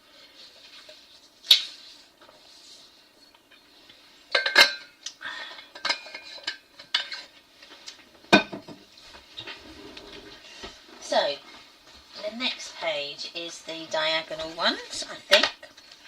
So 1, 2, 3, 4. So we've got the twist and pop. I think we'll do the twist and pop next. And yeah, get that one. No, we'll do the twist and pop last because I need to have a plain page either side. I think that's what we've got. Yeah, we'll do that one last. So we'll do this page now, so which is the diagonal pocket, the diagonal little tuck spots, and they are quite easy to do. We've already cut them out. So that's them, and then we've cut out the photo map for that. So they're going to go on like so. So again, this is up to you. You can have them with the diagonals on one corner and then that side, or you can have them there, or if you want them the same as what we did the other diagonal corners, you could have them both together down here. So it's up to you. Another really nice thing to do, which you can do, is you can add a flap and add these on the top of the flap, and then put your photo mat in, and then you've got a flap, and then you've got a bit underneath. But I'm going to keep it as we have in the original book. So these, again, I'm just going to add a bit of double-sided tape onto the mountainside fold of that little tuck spot that we've got. 1 and 2. There. And I will add my glue as well.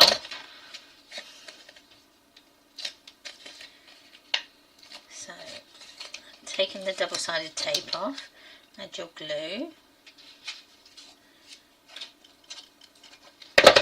And then we can put them into place. And then you need to just push it so that it is right up to the edges and into that right angle, and then burnish them down like so.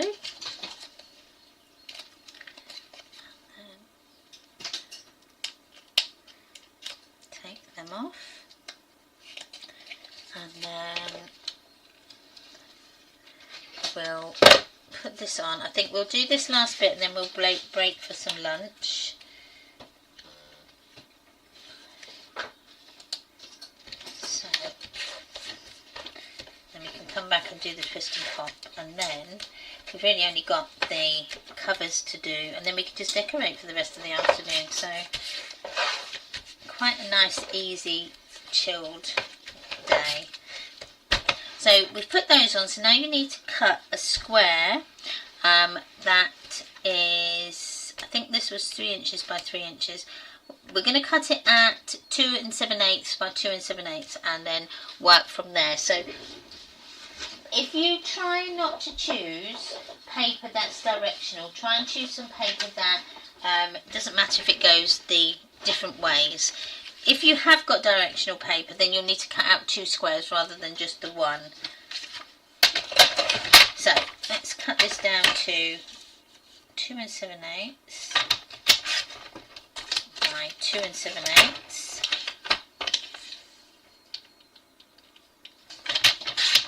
And then we're going to just take it, and I think I've done this a bit wrong, but we'll sort that out in a second.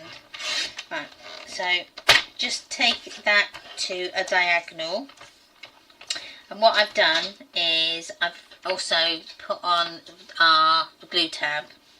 So if you just take off 1/2 inch off one of the right angles and 1/2 inch off the other side, so you've got the slope still left. So I forgot to take that little bit off. So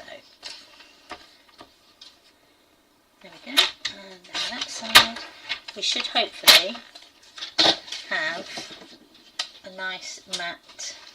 Yeah. Now if you want to have, this is just a 1/8 of an inch, but if you want to have that 1/4 inch gap, then just take off an extra 1/8 of an inch off of there. Like so. And before I do the other one, I'll just check. There we go. So that's a nice even gap. So just 1/8 of an inch off of this bit and off of this side.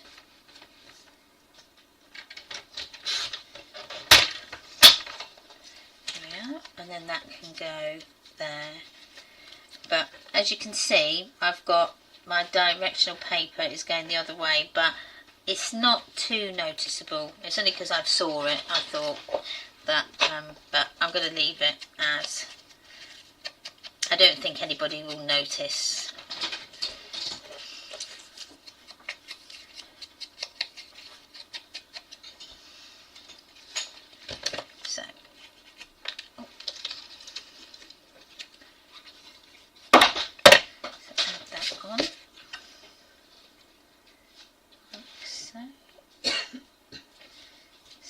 is one side, and then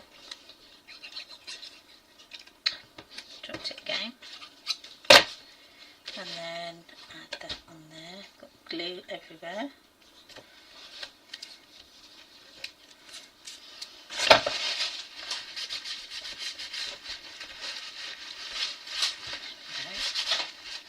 So that's those. So all you need now is your flap, your backing piece there.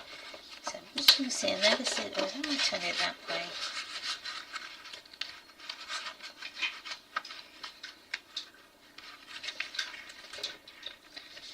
No, let's go with that piece.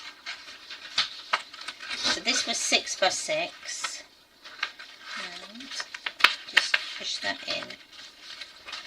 You will fit. I know you do. There we go. So that then fits in like so. So we've hardly used any of our designer paper so far. So this makes it quite nice, cost-effective book to make, and you can cut down by using your matting layers. So if you put lots of photo mats on, you don't need to put pattern paper behind them, so you can cost effectively save your papers,